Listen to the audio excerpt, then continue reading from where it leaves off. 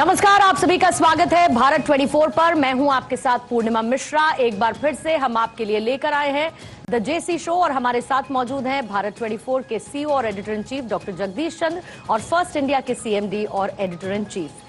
वैसे तो डॉक्टर जगदीश चंद्र को मैन ऑफ प्रेडिक्शंस कहा जाता है। 2024 का साल बहुत ही खुशमिजाजी के साथ बीता। कई ऐसी उपलब्धियां भारत के नाम रही और कम से कम 15 से 20 ऐसे प्रेडिक्शंस डॉक्टर जगदीश चंद्र की तरफ से सामने आए जो कि सच साबित रहे हैं। अब नए साल में उम्मीदों के साथ एक बार फिर से हम एंट्री लेने वाले हैं। ऐसे में साल 2025 राजनीतिक लिहाज से, रणनीतिक लिहाज से और साथ ही आर्थिक मजबूती के लिहाज से और प्रधानमंत्री नरेंद्र मोदी के व्यक्तित्व को देखते हुए 2025 की भविष्यवाणियां क्या रहेंगी। Man of predictions doctor Jagdish Chandra के साथ एक बार फिर से शुरुआत करते हैं। सर, सवाल साल 2025 के लिए, आने वाला 2025 कैसा रहेगा प्रधानमंत्री मोदी के लिए? प्रधानमंत्री नरेंद्र मोदी के लिए 2025 का वर्ष एक चमत्कारिक वर्ष होगा। एक चक्रवर्ती राजा की तरह वो राज करते रहेंगे। 140 करोड़ लोगों के दिलों पर राज करते रहेंगे। अक्टूबर 2025 तक यूक्रेन और रशिया के बीच युद्ध विराम समझौता होगा, जिसका श्रेय ट्रंप और पुतिन के साथ उस श्रेय का बड़ा हिस्सा नरेंद्र मोदी के खाते में जाएगा। भारत और संसार में कई ऐसी घटनाएं होंगी नरेंद्र मोदी से जुड़ी हुई, जिनके कारण से एक बार फिर यह नैरेटिव बनेगा कि मोदी है तो मुमकिन है। सर, साल 2025 में प्रधानमंत्री मोदी का जो एजेंडा है वन नेशन वन इलेक्शन को लेकर, वो कितना आगे बढ़ता हुआ नजर आ रहा है? वो आगे बढ़ेगा। एजेंडा लंबा है।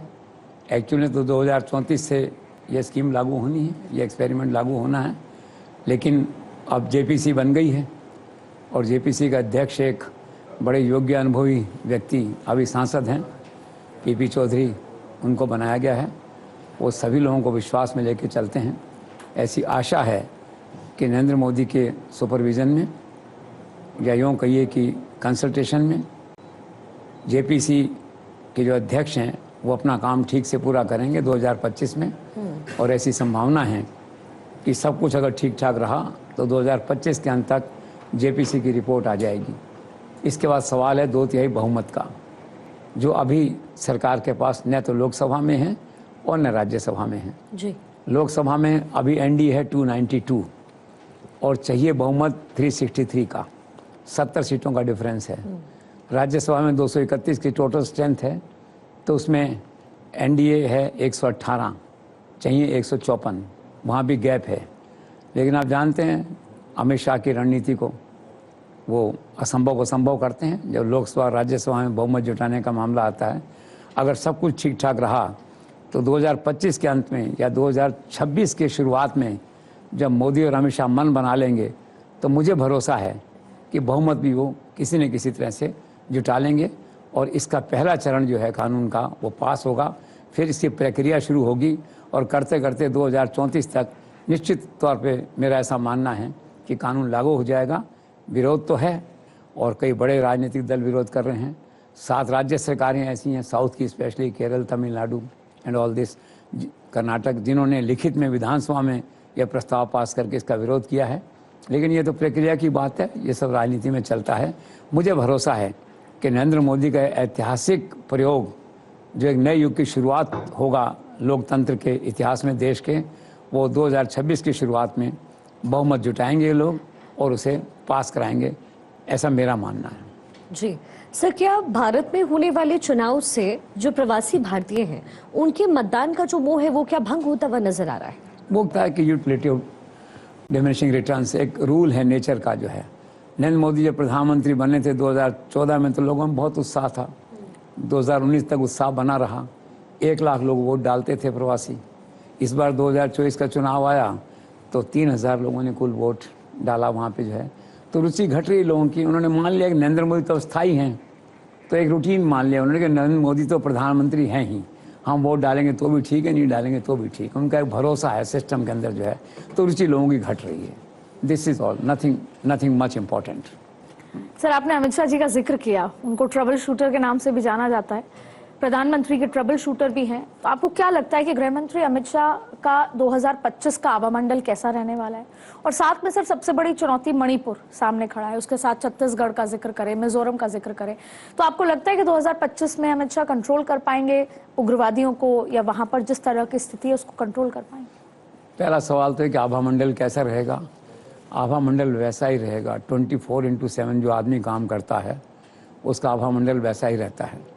और ख़ास बात यह है कि हर लड़ाई को पहले कागज़ पे कमरे में बैठ के जीत लेते हैं, फिर मैदान में जाते हैं। उनका क्रम, उनकी ये क्रेडिट कहना चाहिए, श्रेय जो है वो आगे भी जारी रहेगा।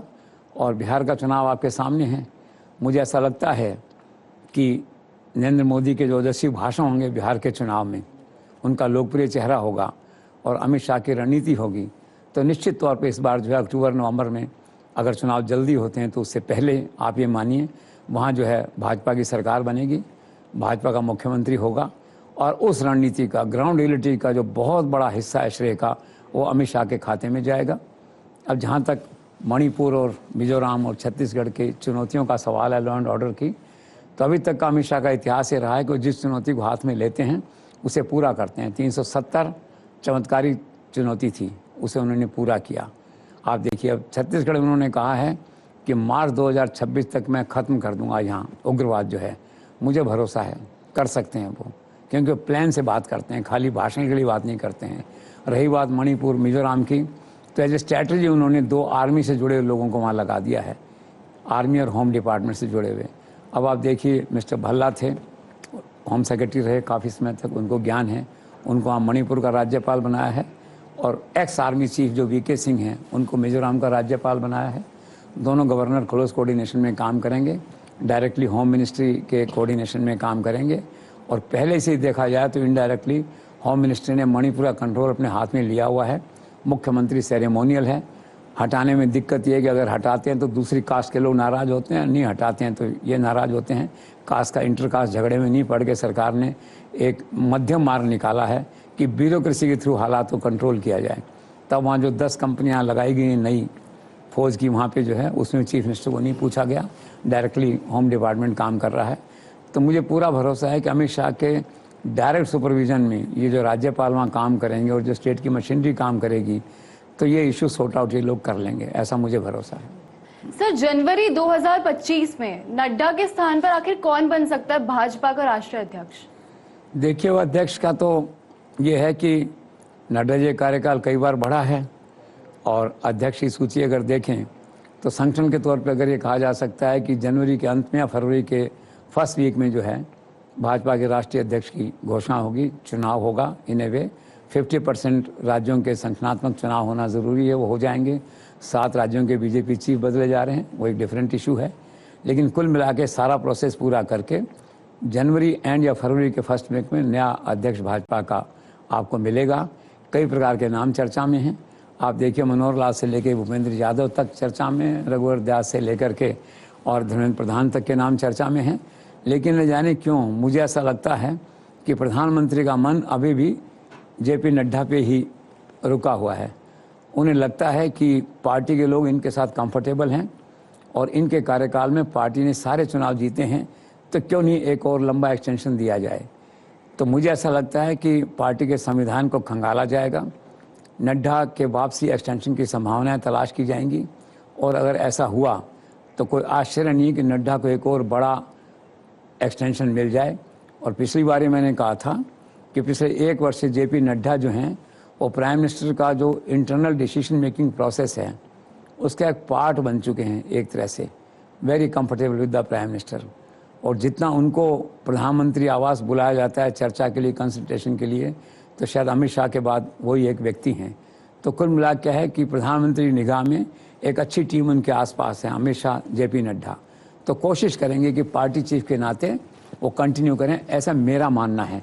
फिर देखिए मोहन भागवत और नरेंद्र मोदी अल्टीमेटली क्या चर्चा करते हैं, क्या फैसला करते हैं। लेकिन डिसाइसिव से निश्चित तौर पर इसमें नरेंद्र मोदी का ही रहेगा।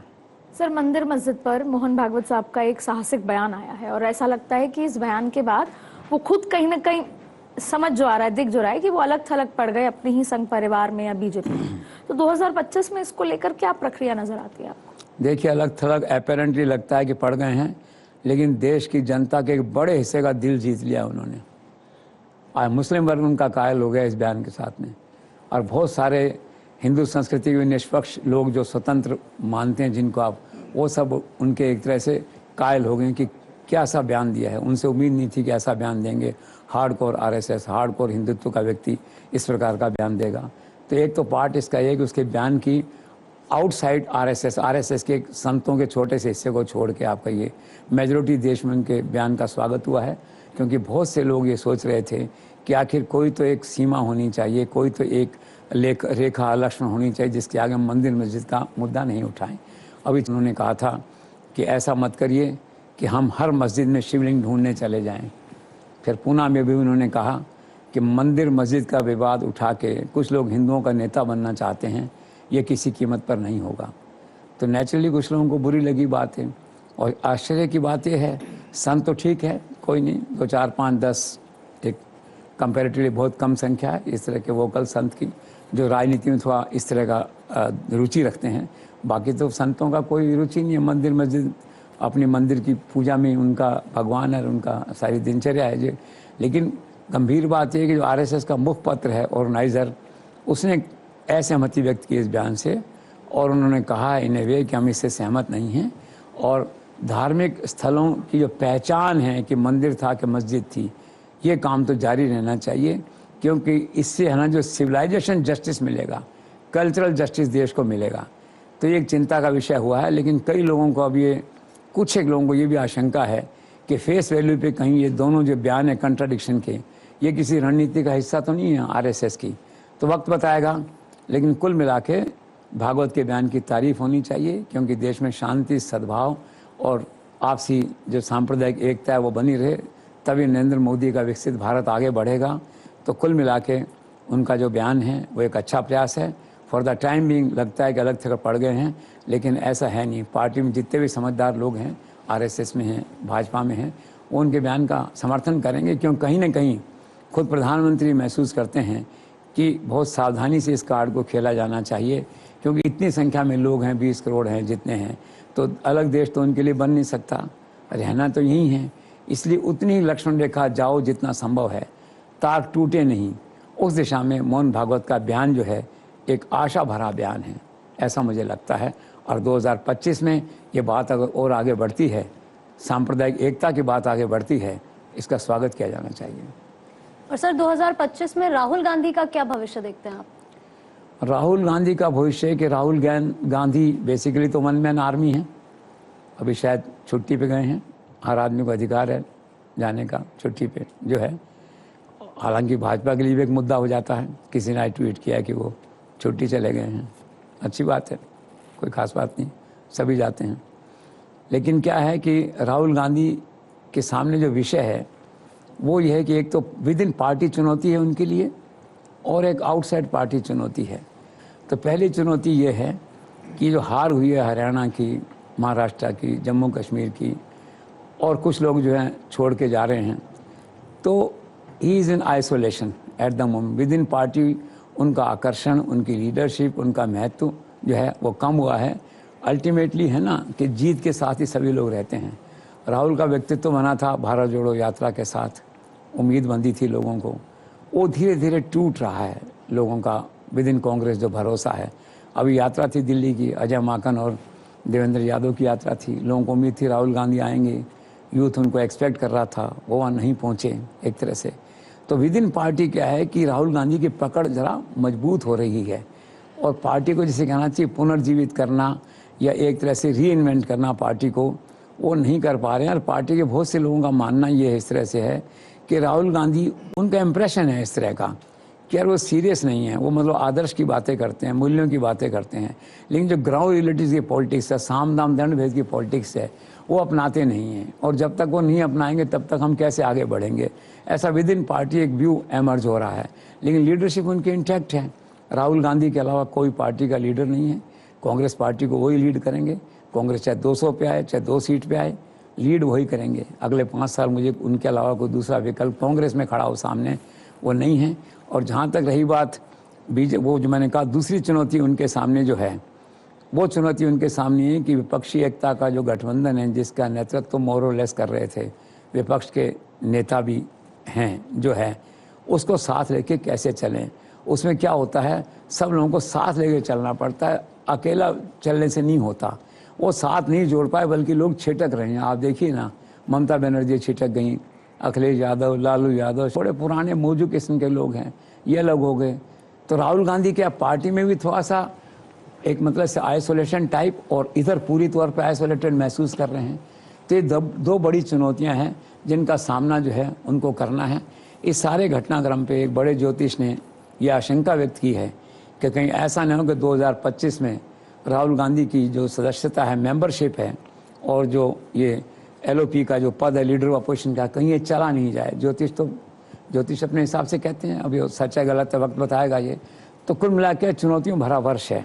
और जहाँ तक रही बात भाजपा की, तो भाजपा ने उसके लिए अपने नैरेटिव बदल दिया है। पहले पप्पू का नैरेटिव चलता था, यात्रा के बाद में नैरेटिव बदल दिया। उन्होंने कहा नैरेटिव काम नहीं कर रहा, इसकी म्याद पूरी हो गई है, अब नया नैरेटिव लेके आओ।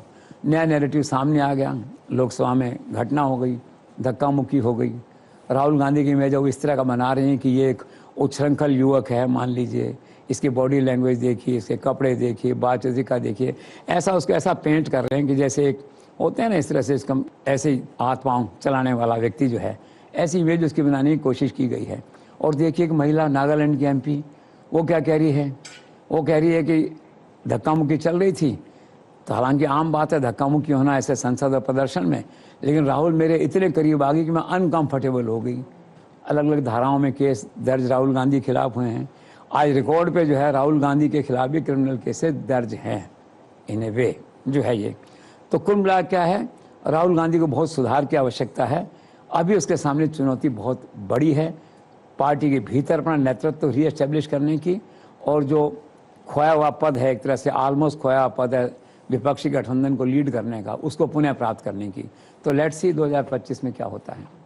सर, एक और मसला है कि कांग्रेस में इस तरह की बातें निकल कर आ रही हैं कि all is not well in terms of senior leader हैं KC वेणुगोपाल। खास तौर पे जो नॉर्थ इंडिया के वर्कर्स हैं, उनको लगता है कि वो साउथ के एक कम्युनिकेशन गैप है। तो आपको भी ऐसा कुछ सुनने में आया है 2025 के लिए KC वेणुगोपाल का प्लेसमेंट क्या होगा, क्या जानकारी सर आप? हाँ, कांग्रेस से कुछ लोग ये कहते हैं भाई सारी पावर इसमें जो है कम्युनिकेशन राहुल गांधी के साथ है, वो KC वेणुगोपाल के पास है।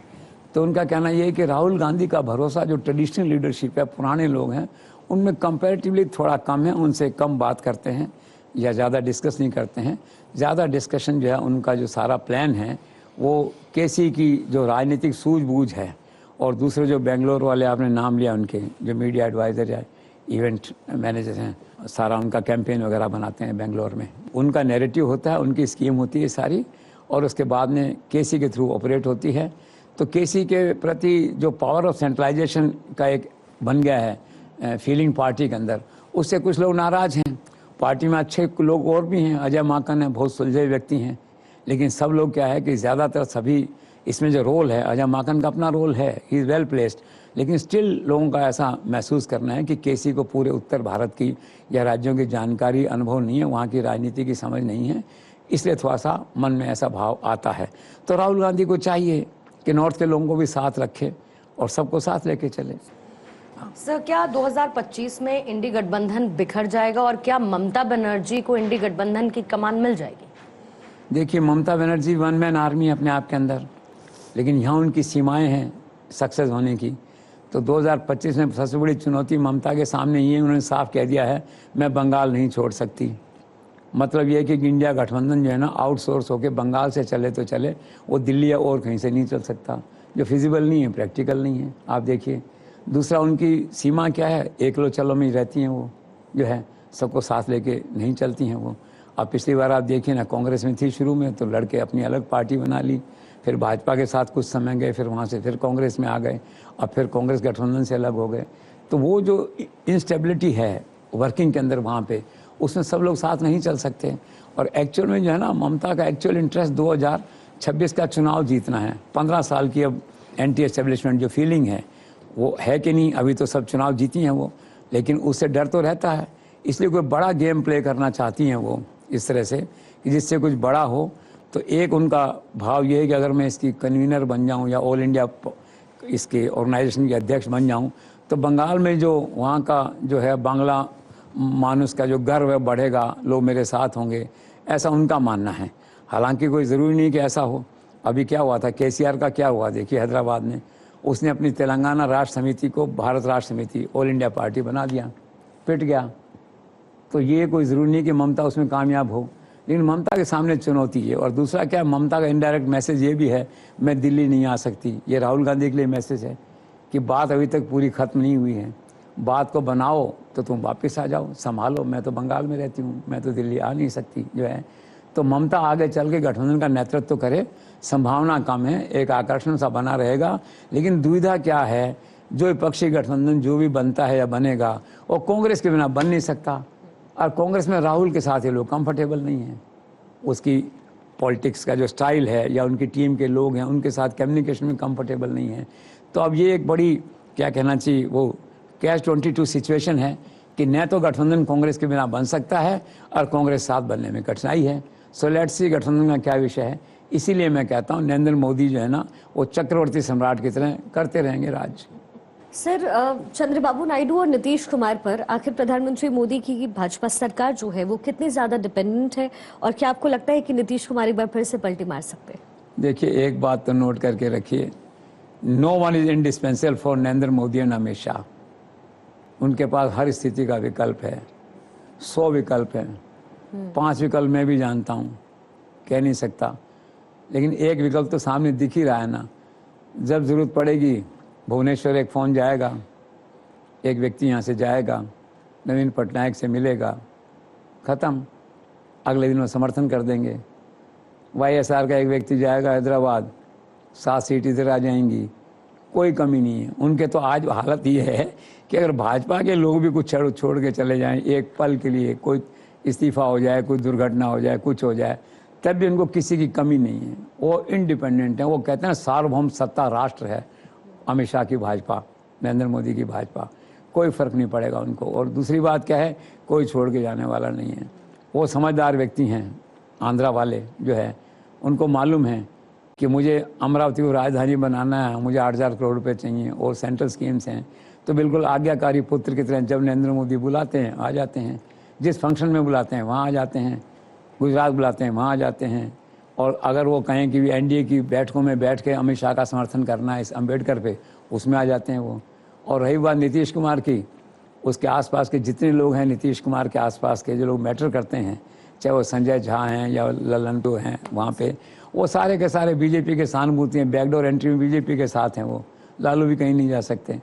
तो भाजपा के पास इसमें सरप्लस वोट हैं, आप यूँ मान लीजिए, भुवनेश्वर के और इसके YSR के। जब ज़रूरत होगी तब ले लेंगे उसको। तो no threat from any of these 2 कोalition पार्टनर्स। सर, पूर्व प्रधानमंत्री डॉक्टर मनमोहन सिंह को श्रद्धांजलि अर्पित करने में और मान सम्मान देने में प्रधानमंत्री नरेंद्र मोदी ने जो पहल की है उसे कैसे देखते हैं आप? ये उनका बड़प्पन है। पहली बार ऐसा हुआ कि एक सिटिंग प्राइम मिनिस्टर दूसरी पार्टी का प्राइम मिनिस्टर, एक जो राइवल या कॉम्पिटिटिव पार्टी उसके एक्स प्राइम मिनिस्टर के प्रति इतना मान सम्मान आदर दर्शाए। उन्होंने कहा ना, देखिए उन्होंने कहा कि मनमोहन सिंह जो है सादगी और ईमानदारी के प्रतिबिंब थे, आप देखिए। और उन्होंने कहा कि उन्हें ईमानदारी और एक अच्छे अर्थशास्त्री के रूप में देश हमेशा याद रखेगा। फिर अमित शाह ने कुछ ऐसी बात की कि उन्होंने महत्वपूर्ण मोहन भागवत बोले।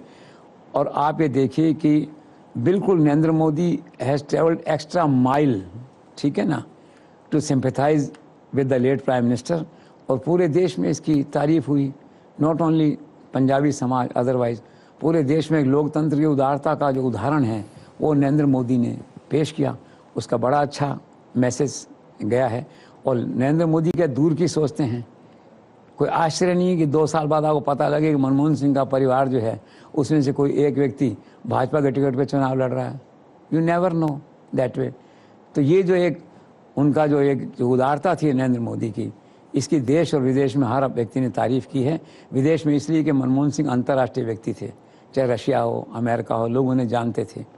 उन्होंने देखा कि Narendra Modi ex prime minister different political party का जो था उसको कितना सम्मान देते हैं, इससे मोदी का कद भी वहाँ बढ़ा है।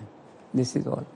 सर, ये जैसा आपने भी बताया कि भारतीय जनता पार्टी नरेंद्र मोदी की तरफ से स्वर्गवासी मनमोहन सिंह जी के लिए जो स्मृतियां थी, उदारता था या एम्पैथी थी, तो इन सब का फायदा बीजेपी लेगी और खास तौर पर दिल्ली के चुनाव हैं तो उसमें फायदा मिलेगा बीजेपी को? देखो, फायदा तो होता ही है इस तरह से। अब देखिए, मैसेज तो जाता ही है। अब दिल्ली के चुनाव में जो है, आप ये सोचिए कि बहुत बड़ा वर्ग सिख मतदाताओं का है, पंजाबी मतदाताओं का है। तो हालांकि उन्होंने जो मान सम्मान दिया, उदारता दिखाई, उसका टारगेट ही नहीं रहा होगा छोटा सा कि मुझे चुनाव में फ़ायदा लेना है, लेकिन सब्सिक्वेंट उसका जो इम्प्लीकेशन है तो उससे उसका फ़ायदा तो निश्चित तौर पे मिलता है। और इसीलिए कहा लोगों ने कि जो सहानुभूति थी वो भाजपा ने बटोर ली इसकी जो है। और कांग्रेस के लोगों को ऐसा लगा कि यार मनमोहन सिंह का जो सहानुभूति फैक्टर था ये तो बीजेपी वाले ले गए। और जो दाह संस्कार हुआ वहाँ जो लोग बैठे थे, जिस कतार के अंदर राष्ट्रपति, प्रधानमंत्री, गृह मंत्री, स्पीकर लोकसभा और सब लोग जो बैठे थे, तो कांग्रेस वालों ने कहा हमें तो ऐसा लग रहा है कि ये मनमोहन सिंह जो है ना बीजेपी के प्राइम मिनिस्टर थे और उनके परिवार में से किसी की मृत्यु हुई है, जो सब लोग वहाँ शोक व्यक्त करने आए हैं। द वे देखिए आप, तो ये तो फैक्ट है कि जो सहानुभूति फैक्टर था वो भाजपा ने इंसिडेंटली कह दीजिए वो ले लिया, उससे उन्होंने उसको, पर कांग्रेस को जो है मनमोहन सिंह फैक्टर का पॉलिटिकल बेनिफिट वो नहीं लेने दिया। It's a matter of fact. सब बीजेपी द्वारा मनमोहन सिंह का जो महिमा मंडन किया गया, उसका क्या एक नेगेटिव एस्पेक्ट ये रहा कि देश की जनता के सामने कांग्रेस के 2004 से 2014 के शासनकाल के बीच जो उपलब्धियां रहीं वो एक बार फिर से उजागर हो गई? क्या आप भी ऐसा सोचते हैं? ब्रिलियंट, बिल्कुल ठीक कह रहे हैं आप। लोगों को एक पल के लिए ऐसा लगा कि कांग्रेस हैज रिवाइव्ड इटसेल्फ। 2004 से 2014 की कांग्रेस देश में सामने आ गई है। और जाने अनजाने में क्या हुआ, किसी ने इसको नोटिस नहीं किया, और जब नोटिस किया तो बहुत देर हो चुकी थी। सुबह से शाम तक अखबारों ने, न्यूज़ चैनल्स ने देखिए कैसा नैरेटिव बनाया। एक नैरेटिव टाइम्स ऑफ इंडिया की लीड थी, the man who change the country. फिर दूसरा था कि silent Singham of economic revolution. तीसरा था कि जो फाउंडेशन है नए भारत की, न्यू इंडिया, जो हम कहते हैं नरेंद्र मोदी के लिए विजन ऑफ न्यू इंडिया, वो मनमोहन सिंह ने रखी। और फिर उन योजनाओं का जिक्र हुआ कि मनमोहन सिंह ने उसमें 4 निहला देश कंगाली के कगार पर था, सोना गिरवी था, सोना छुड़ा के लाए। और फिर उन्होंने आर्थिक उदारता दिखाई, ये जो सिस्टम है परमिट कंट्रोल का, इसको ख़त्म किया, शेयर मार्केट को ठीक किया, FDI लाए, न्यूक्लियर डील करी, नरेगा लाए, आप देखिए RTI लाए, राइट टू एजुकेशन लाए, खाद्य नीति लाए, न जाने क्या क्या लाए। फिर बीजेपी वालों को महसूस हुआ रात होते होते कि ये क्या हुआ, अगर सब कुछ मनमोहन सिंह ने किया था तो फिर नरेंद्र मोदी ने क्या किया, हमने क्या किया। एहसास हुआ और फिर अगले दिन से डैमेज कंट्रोल चालू हुआ पार्टी का। तो आपने देखा मनमोहन सिंह सोनिया के मतभेद और मनमोहन सिंह का अपमान और सारी बातें फिर उस हिसाब से चली। लेकिन मैं ऐसे मानता हूं कि जो सरकार का मीडिया मैनेजमेंट का मैकेनिज्म था, वो चाहे सूचना प्रसारण मंत्रालय का था, PIB का था, जिसका था, उसमें चूक हुई, उसमें लोग अलर्ट नहीं रहे। अगर दिन में उनको एहसास हो गया होता, जो बाद में टॉप लीडरशिप को रात को एहसास हुआ, ये अगर उनका एहसास हो गया होता तो इशारा चला जाता, थोड़ा सा गोस लो। और इशारे जाते हैं सरकार से, हर सरकारों में इशारे जाते हैं, रीजनेबल इशारे जाते हैं, काम होता है। वो चूक हो गई। और जब तक ये बात आई तो अगले दिन के अखबार भी छप चुके थे सुबह। और स्थिति ये कि जो मोमेंटम बना था मनमोहन सिंह के महिमा मंडन का या कांग्रेस के अच्छे कार्यों को प्रोजेक्ट करने का, जाने अनजाने में मनमोहन सिंह के थ्रू, मनमोहन सिंह की श्रद्धांजलि के थ्रू जो है वो आज भी जारी है।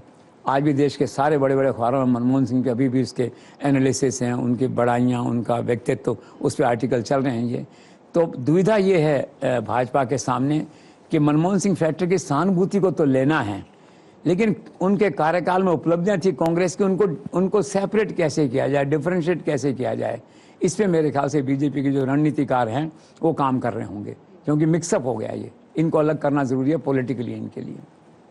सर, 28 दिसंबर को जो डॉक्टर मनमोहन सिंह का अंतिम संस्कार हुआ था, उसके कुछ ही घंटों के भीतर उनके स्मारक और जो समाधि स्थल था उसको लेके जो कंट्रोवर्सी हुई, उसे आप कैसे देखते हैं?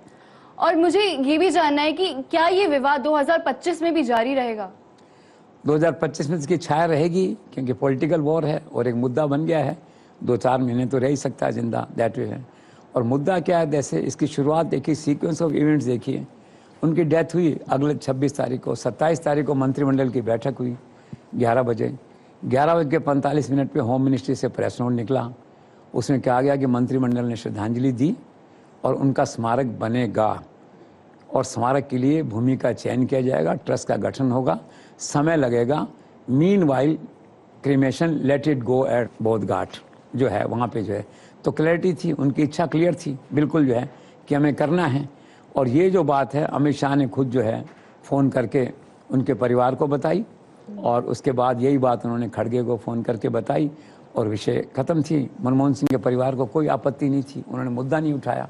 पर कांग्रेस ने, और कांग्रेस ने ना everything is fair in love and war and politics जो कहते हैं, इस मुद्दे को उठाया और उन्होंने ये कहा कि ये पहले प्रधानमंत्री हैं जिनका क्रीमेशन जो है ये यमुना किनारे राजघाट उसके अलावा जो है ना कहीं हो रहा है। किसी प्रधानमंत्री का उस निर्धारित क्षेत्र के यमुना के क्षेत्र जहाँ 241 एकड़ ज़मीन है इसके लिए, उसके अलावा कहीं नहीं हुआ। सरकार ने खूब कहा भी देखो हम तो कर रहे हैं, पर मुद्दा बन गया था। और मुद्दा इसलिए था, कांग्रेस निराश थी कि उनके मनमोहन सिंह कार्ड को भाजपा ने हाईजैक कर लिया एक तरह से। तो राहुल गांधी ने कहा it's an insult to the first Sikh prime minister of India, एक तरह से। आज जवाब दिया दूसरे सरदार मंत्री हरदीप सिंह पुरी ने, उन्होंने कहा कोई कंट्रोवर्सी नहीं, you are trying to create a controversy because you are isolated in the party and even in the country जो है आपस में जो है। उनका कहना था कि जब मनमोहन सिंह का परिवार इस मुद्दे को नहीं उठा रहा भाई, तो आप क्यों उठा रहे हैं।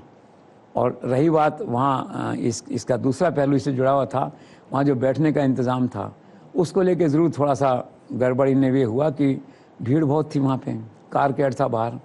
तो इन्होंने कहा कि वहाँ कुल 3 कुर्सियाँ लगी हुई थी आगे बैठने के लिए, और कांग्रेस का कहना है कि हमारे चीफ मिनिस्टर से 3-4 वहाँ पे, उनके लिए प्रॉपर प्रोटोकॉल नहीं था बैठने का।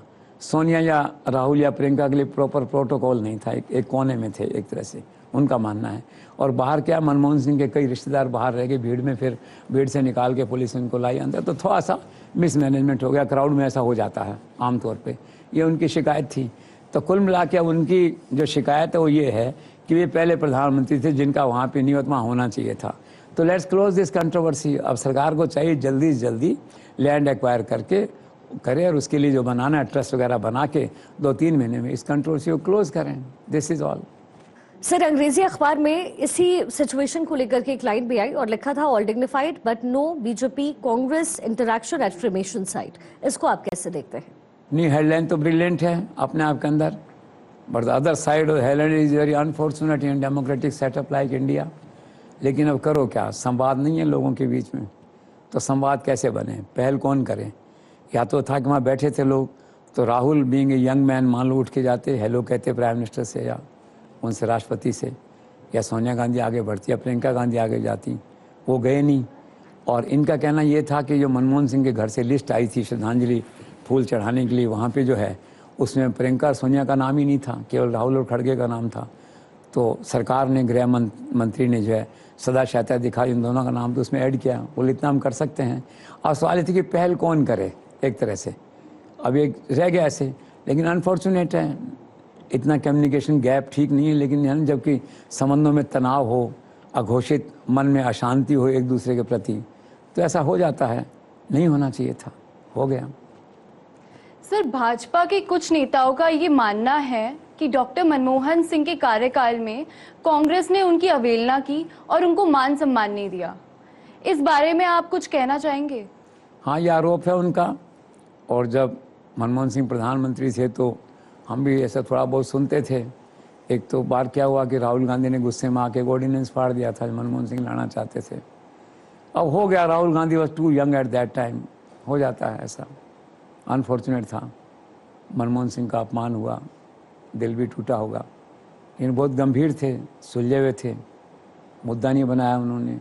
दूसरा, उनका डे टू डे एडमिनिस्ट्रेशन में स्वर्गीय अहमद पटेल का जो उसको दखल कहें, उनके हिसाब से उनका अधिकार था कि सोनिया गांधी के बिहार पे वो एक्ट करते थे, इंस्ट्रक्शंस देते थे।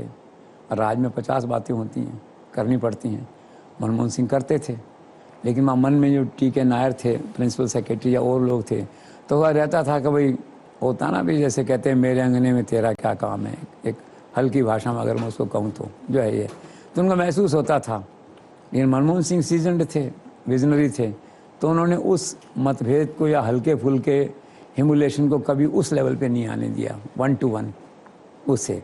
और अल्टीमेटली इतना लंबा रिश्ता चला, तो ये तो तय है ना कि सोनिया और मनमोहन के मन में एक दूसरे के प्रति सम्मान का भाव तो रहा होगा ना, वरना सोनिया गांधी हटा सकती थी कभी, ऐसा भी नहीं हुआ दैट वे। लेकिन ये कुछ बातें ऐसी हैं जिनके कारण से आज भी मनमोहन सिंह के परिवार के लोगों के मन में एक बात थोड़ी सी रहती है। But at the end of the day ये भी फैक्ट है कि चाहे वो रिमोट कंट्रोल पे रहीं, चाहे वो सुपर प्राइम मिनिस्टर रहीं, जैसा कहा बीजेपी ने को सुपर प्राइम मिनिस्टर थी, पर 10 साल रखा तो श्री मनमोहन सिंह को, और प्रधानमंत्री तो रहा, नॉट ए बैड डील। अब बाकी पॉलिटिक्स है, सब होता है। सर, कांग्रेस या गांधी परिवार पर कुछ ऐसा ही आरोप प्रणब मुखर्जी की बेटी शमिष्ठा और नरसिम्हा राव के पोते एनवी सुभाष ने भी लगाया है, क्या कहेंगे आप?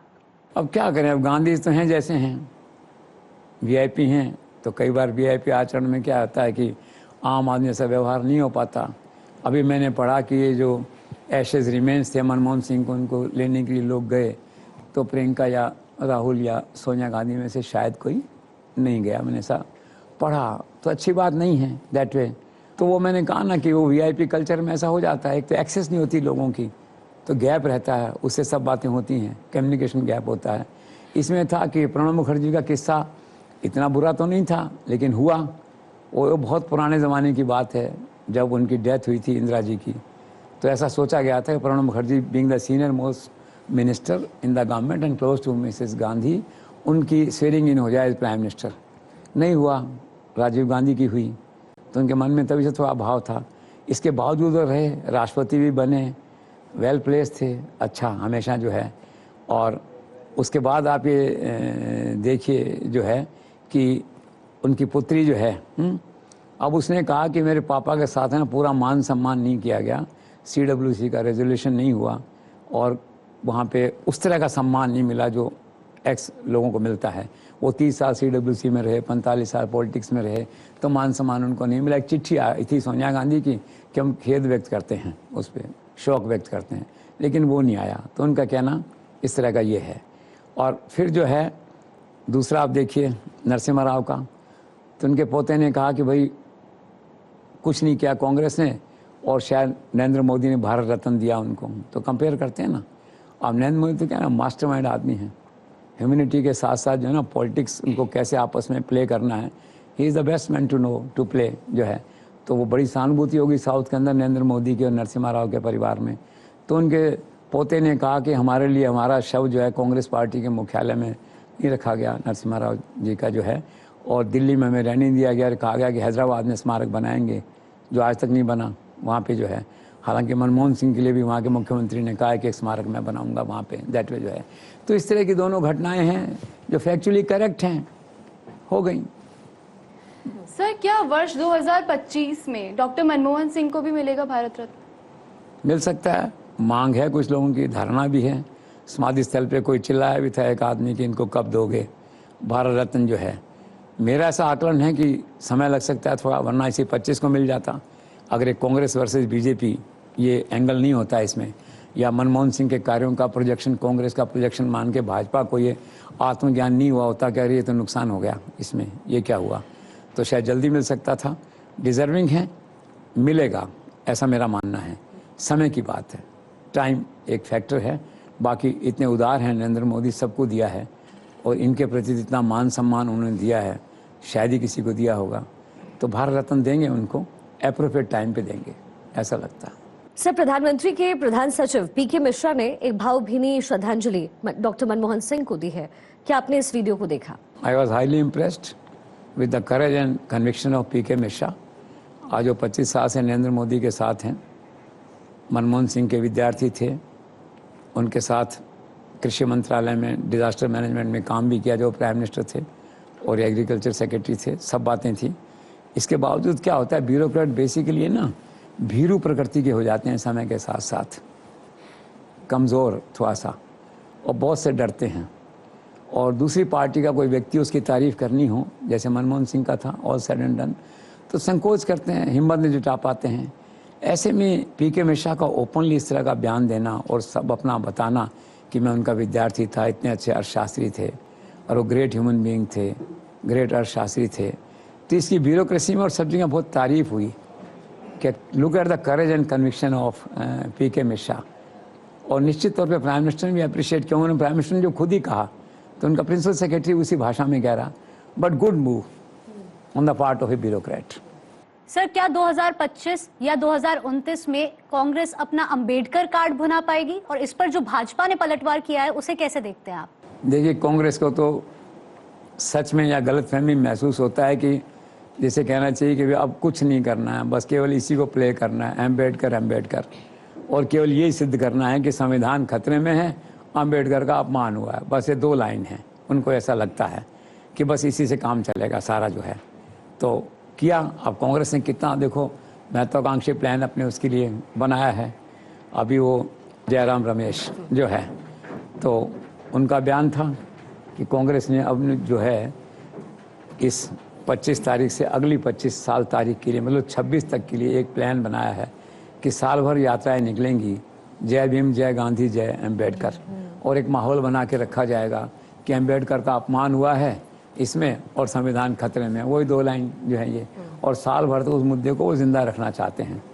इधर से भाजपा ने कुछ तय किया कि संगठन स्तर पर हम इसको मनाएंगे, और पलटवार तो अमित शाह बहुत फास्ट हैं इस मामले में। सेम डे उन्होंने किया, सारे खुद प्रेस कॉन्फ्रेंस करी एलानिया, सारे बीजेपी चीफ मिनिस्टर से प्रेस कॉन्फ्रेंस करवाई।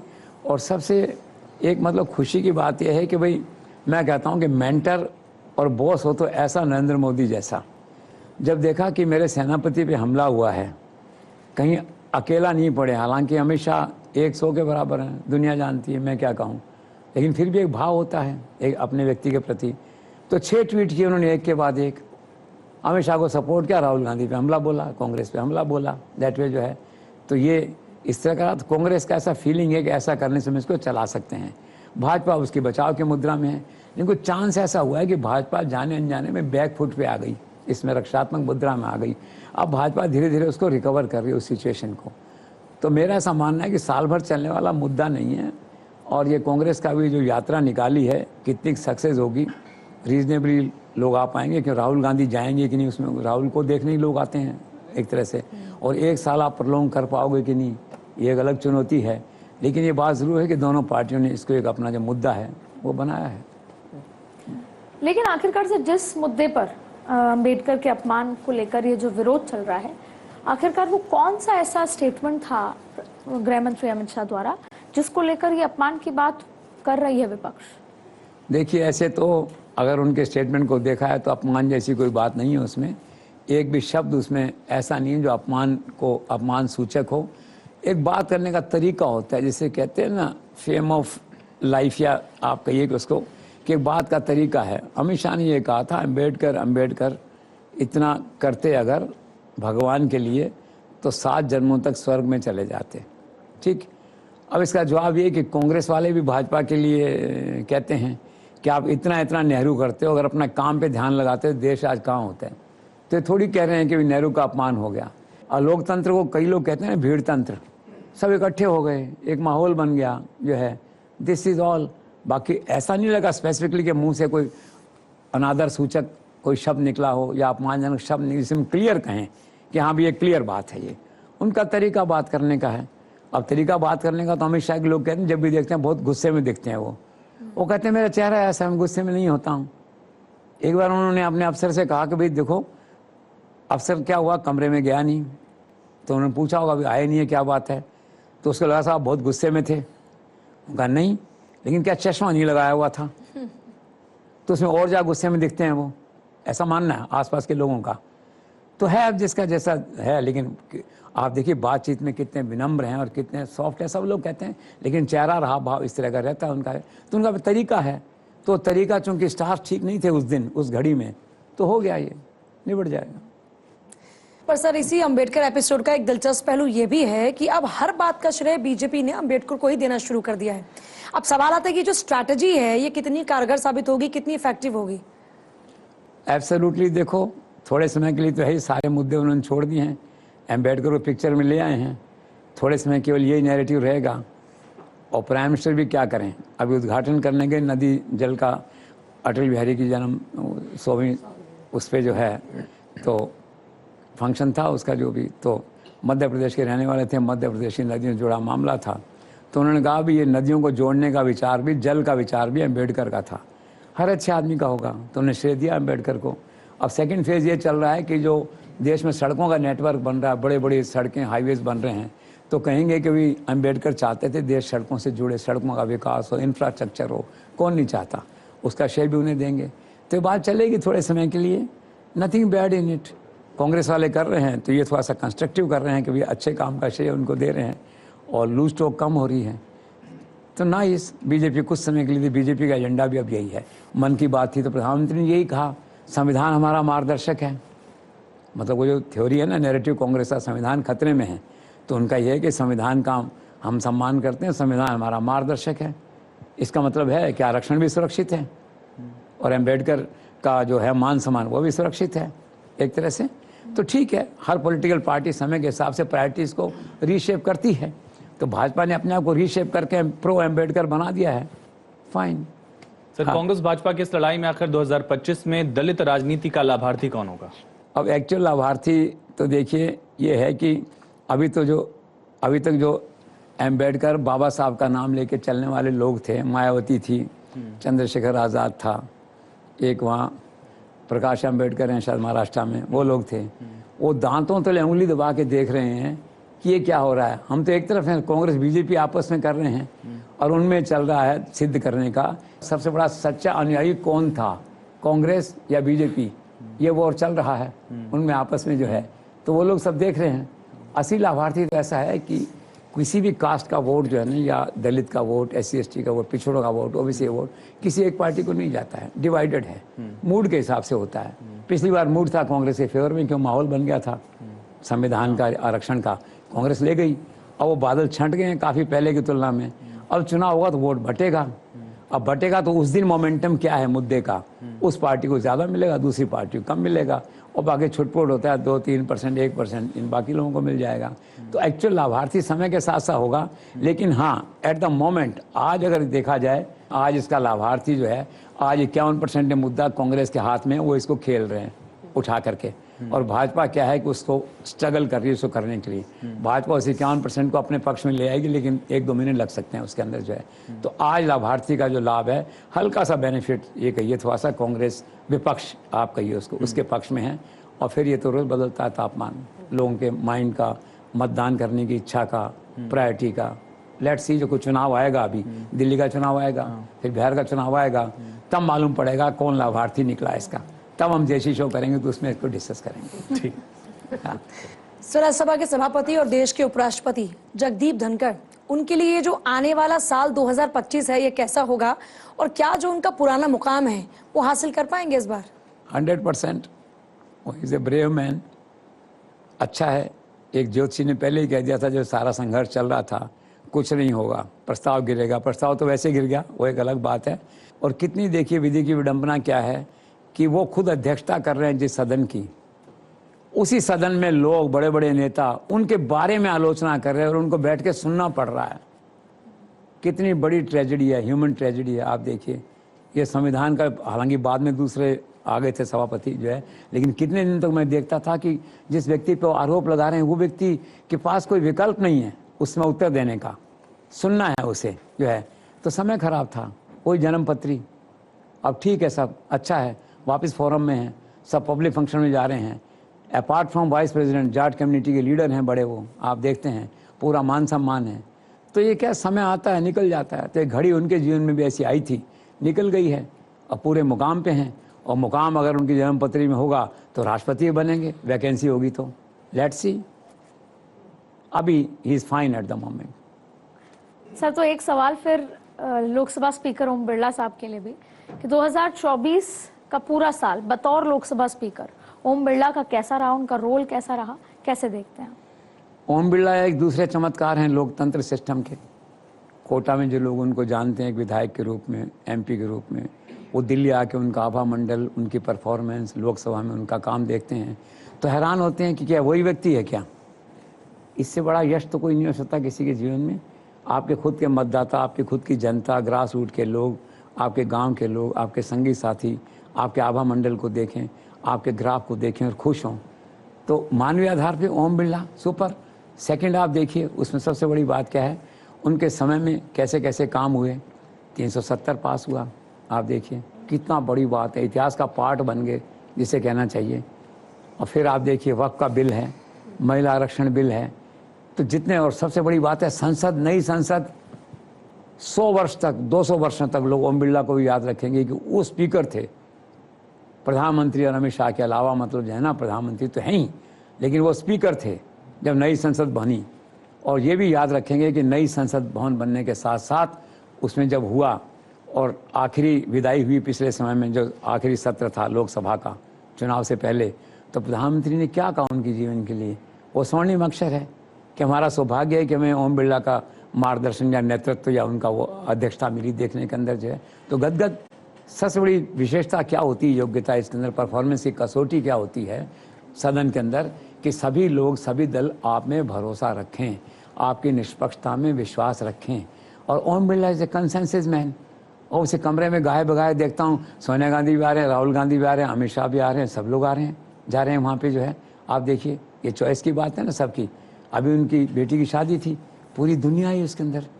तो सबसे बड़ी बात होती है कसौटी परफॉर्मेंस की, ये है आदिति इसमें, कि आपकी निष्पक्षता पे लोगों को भरोसा है कि नहीं। Om Birla has won this game totally, तो he is fine, he is successful. Sir, Bhajpa, Congress और आम आदमी पार्टी, इन तीनों ही पार्टी का भविष्य कैसा देखते हैं 2025 में होने वाले दिल्ली विधानसभा चुनाव में? दिल्ली में देखिए, कांग्रेस से बात अगर शुरू करते हैं तो आप देखिए कि कांग्रेस 8-10 सीटों पे शायद, मन तो होगा ज़्यादा लेने का, लेकिन इंटरनल सर्वे और जो वहाँ काम चल रहा है, 8-10 मुस्लिम बहुल जो क्षेत्र हैं, और चांस की बात है कि आप छोड़ के जितने लोग आए थे, आप पार्टी छोड़ के मुस्लिम, कांग्रेस ने टिकट दे दिया उनको, रेडीमेड मिल गए लोग वहाँ पे। तो जुआ खेला है कांग्रेस ने दैट वे जो है। अब ऐसे तो क्या, अजय माकन इंचार्ज हैं दिल्ली के दैट वे, लेकिन अब पता नहीं किसने टिकट दिए, कौन दे रहा है, क्या दे रहा है, जो भी वहाँ एक अलग विषय है उसमें जो है। तो कांग्रेस तो एक तरह से थर्ड प्लेयर लगती है मुझे इसमें जो है। और कांग्रेस कोई ज़्यादा है नहीं, तो वो सोचते हैं भी 10-15 जीत, और फिर क्या होता है, miracle take place some time, miracles take place some time. कोई चमत्कार ऐसा हो जाए कि लोग बीजेपी को तो दे नहीं, और केजरीवाल के लिए सोचेंगे यार झगड़े में रहते हैं हमेशा ये पार्टी के लोग, सरकार इनको काम नहीं करने देती, चलो इस बार कांग्रेस को ट्राई करते हैं। और यही तर्क है ना भाजपा पे लागू होता है। भाजपा लोगों का कहना है कि हम है ना स्वीपिंग मेजोरिटी लाएंगे। क्यों लाएंगे? जनता में यकीन हो गया है कि चाहे केजरीवाल की गलती थी या और कारण थे, लेकिन जनता काम नहीं हो पाया क्योंकि सरकार ने काम नहीं किया या करने नहीं दिया गया, आइदर ऑफ द टू, जैसा भी है। नेट रिजल्ट ये काम नहीं हुए। जनता कहती है हम क्यों झगड़े में पड़े, ऐसा आदमी लाओ ना यार, हमारे काम हो जिसके अंदर। हो सकता है बीजेपी हट डाउन कर जाए, पर यहाँ की संस्कृति में क्या है, केजरीवाल रचा बसा हुआ है इनके अंदर।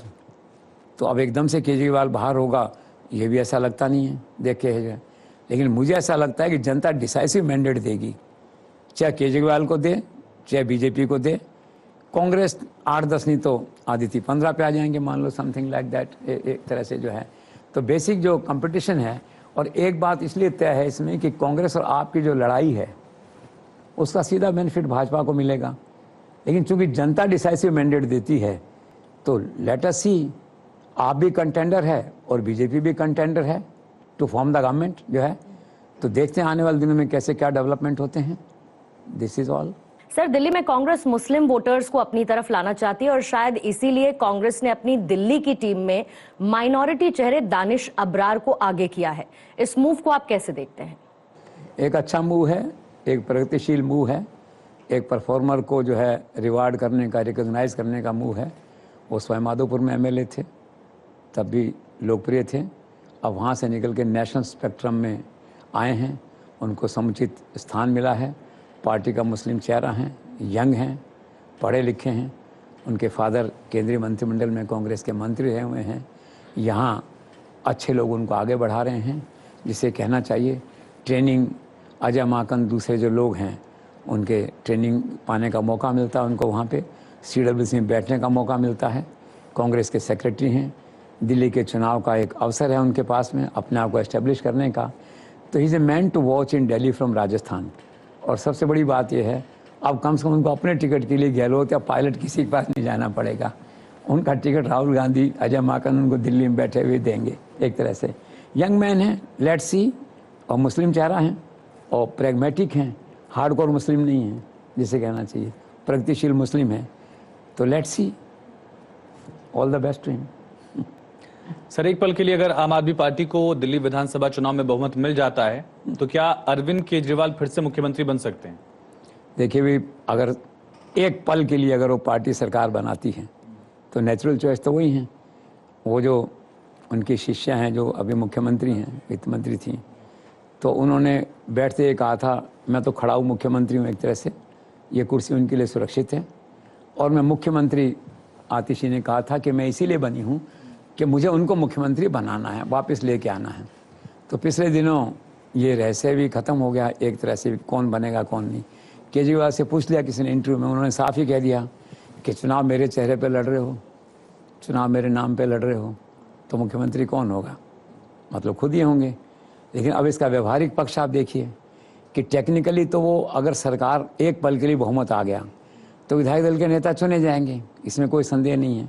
और सवाल आएगा शपथ का, मुख्यमंत्री का, ठीक है।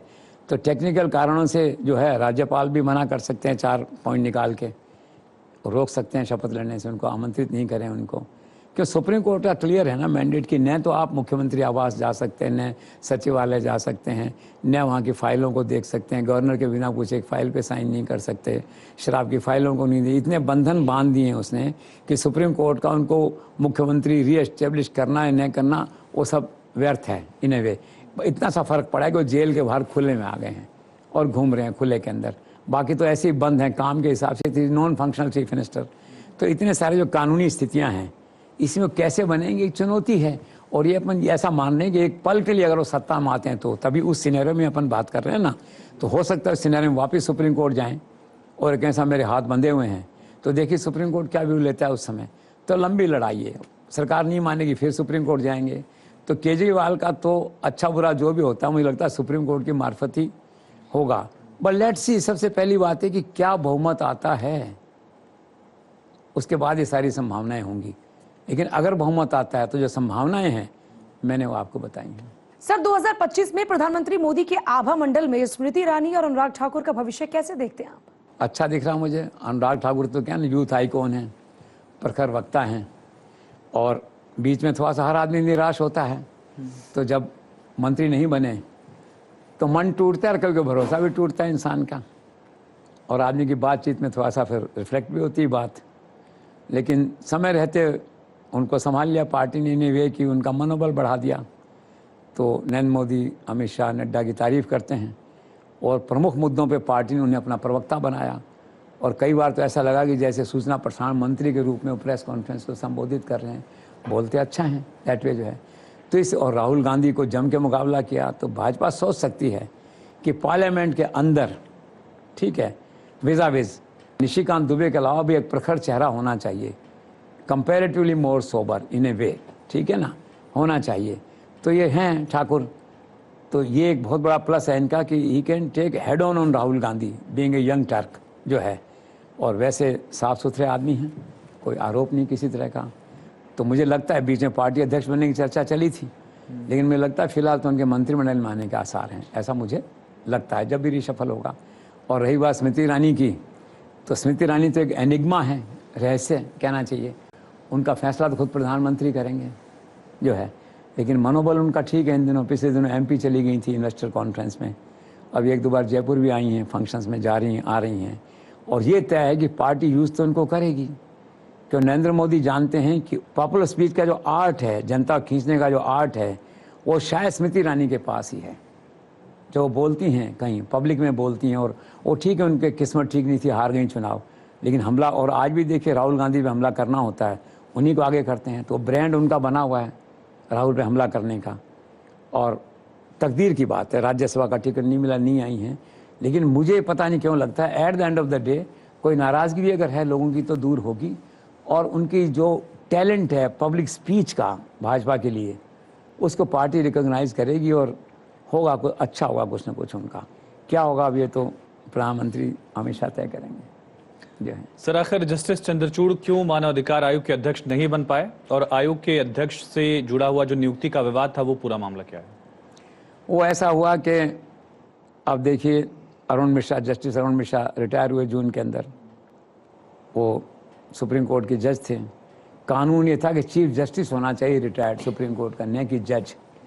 लेकिन उनकी योग्यता थी, सरकार ने रिलैक्स किया कानून थोड़ा, तो सुप्रीम कोर्ट के जज थे, बने, 5 साल पूरे किए, जून में रिटायर हो गए। तो चर्चा चली थी कि चंद्रचूड़ को बना दिया जाएगा। आम धारणा थी कि बेटर चॉइस जो है, और पढ़े लिखे आदमी हैं, वोकल हैं, लेकिन बाद में नहीं बने।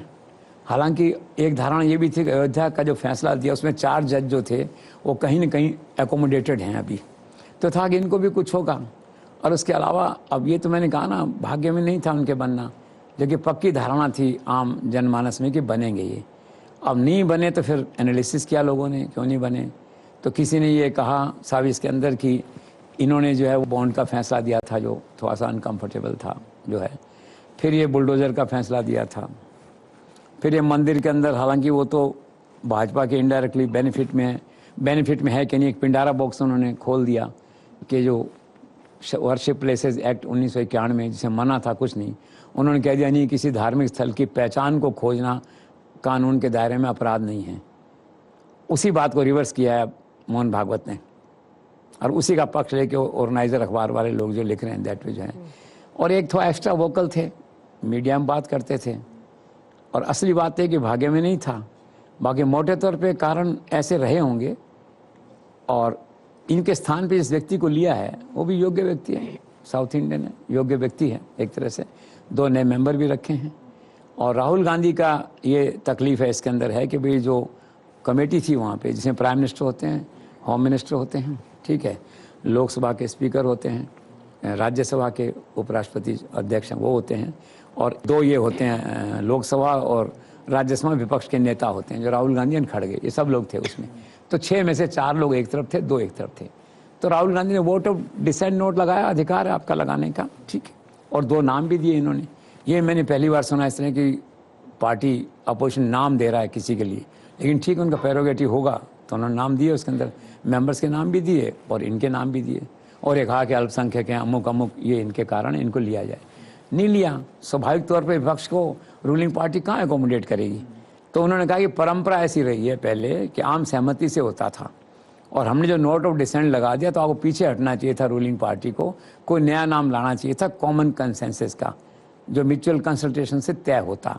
सरकार ने नहीं किया, सरकार ने हार्डकोर डेमोक्रेटिक नॉर्म्स पे काम किया, बहुमत से फैसला किया। तो राहुल गांधी की आपत्ति अपनी जगह है, but government is not on A wrong foot, this is all. Sir, क्या अपना 5 साल का कार्यकाल पूरा कर पाएगी फडणवीस सरकार? जब तक अमित शाह हैं और अमित शाह हैं कुछ नहीं होगा। 5 साल का फिर भी जीत के आएंगे, और अमित शाह हैं गृह मंत्री तो 5 साल और काम करेंगे वो। महाराष्ट्र की सरकार जो है ना, वो एक तरह से कोई वो लोकल कॉम्बिनेशन नहीं है, ये दिल्ली से बैठाया हुआ एक गणित है अमित शाह का with the prior knowledge of the prime minister कि ऐसे ऐसे करना है, तभी वहाँ शांति है। वरना सत्ता संघर्ष इतना है, इंटर पावर राइवलरी तीनों के अंदर इतनी ज़बरदस्त है कि आप पूछिए मत। बस ये तो केवल अमित शाह का अनुशासन का डंडा है कि वो तीनों शांत हैं, और फडणवीस को सारा जीवन अमित शाह का आभार मानना चाहिए।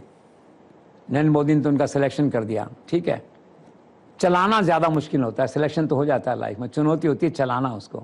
अमित शाह का आशीर्वाद है उनको। आरएसएस कितने सपोर्ट करे फडणवीस को, वो कितने अच्छे वक्ता हों, कितने लोकप्रिय हों, कुछ भी हो वहाँ पे, he can not handle these 2 people, Ajit Pawar and specially Shinde alone जो है, ये केवल इस अमित शाह का इंटरवेंशन, और वो है कि वहाँ की सारी गणित वो ही बैठाते हैं, तीनों को बुला लेते हैं, बैठाते हैं। और आप देखिए ना आत्मविश्वास अपनी लीडरशिप का, जब ये नहीं बने थे तो किसी ने पूछा था ना अमित शाह से कि क्या वो बनेंगे डिप्टी सीएम, एब्रप्ट उनका जवाब था, क्यों नहीं बनेंगे डिप्टी सीएम।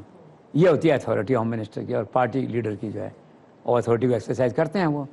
तो आप निश्चिंत रहिए, आप मुंबई जाते रहिए, आप कवर करने गए थे, आगे भी जाते रहिए।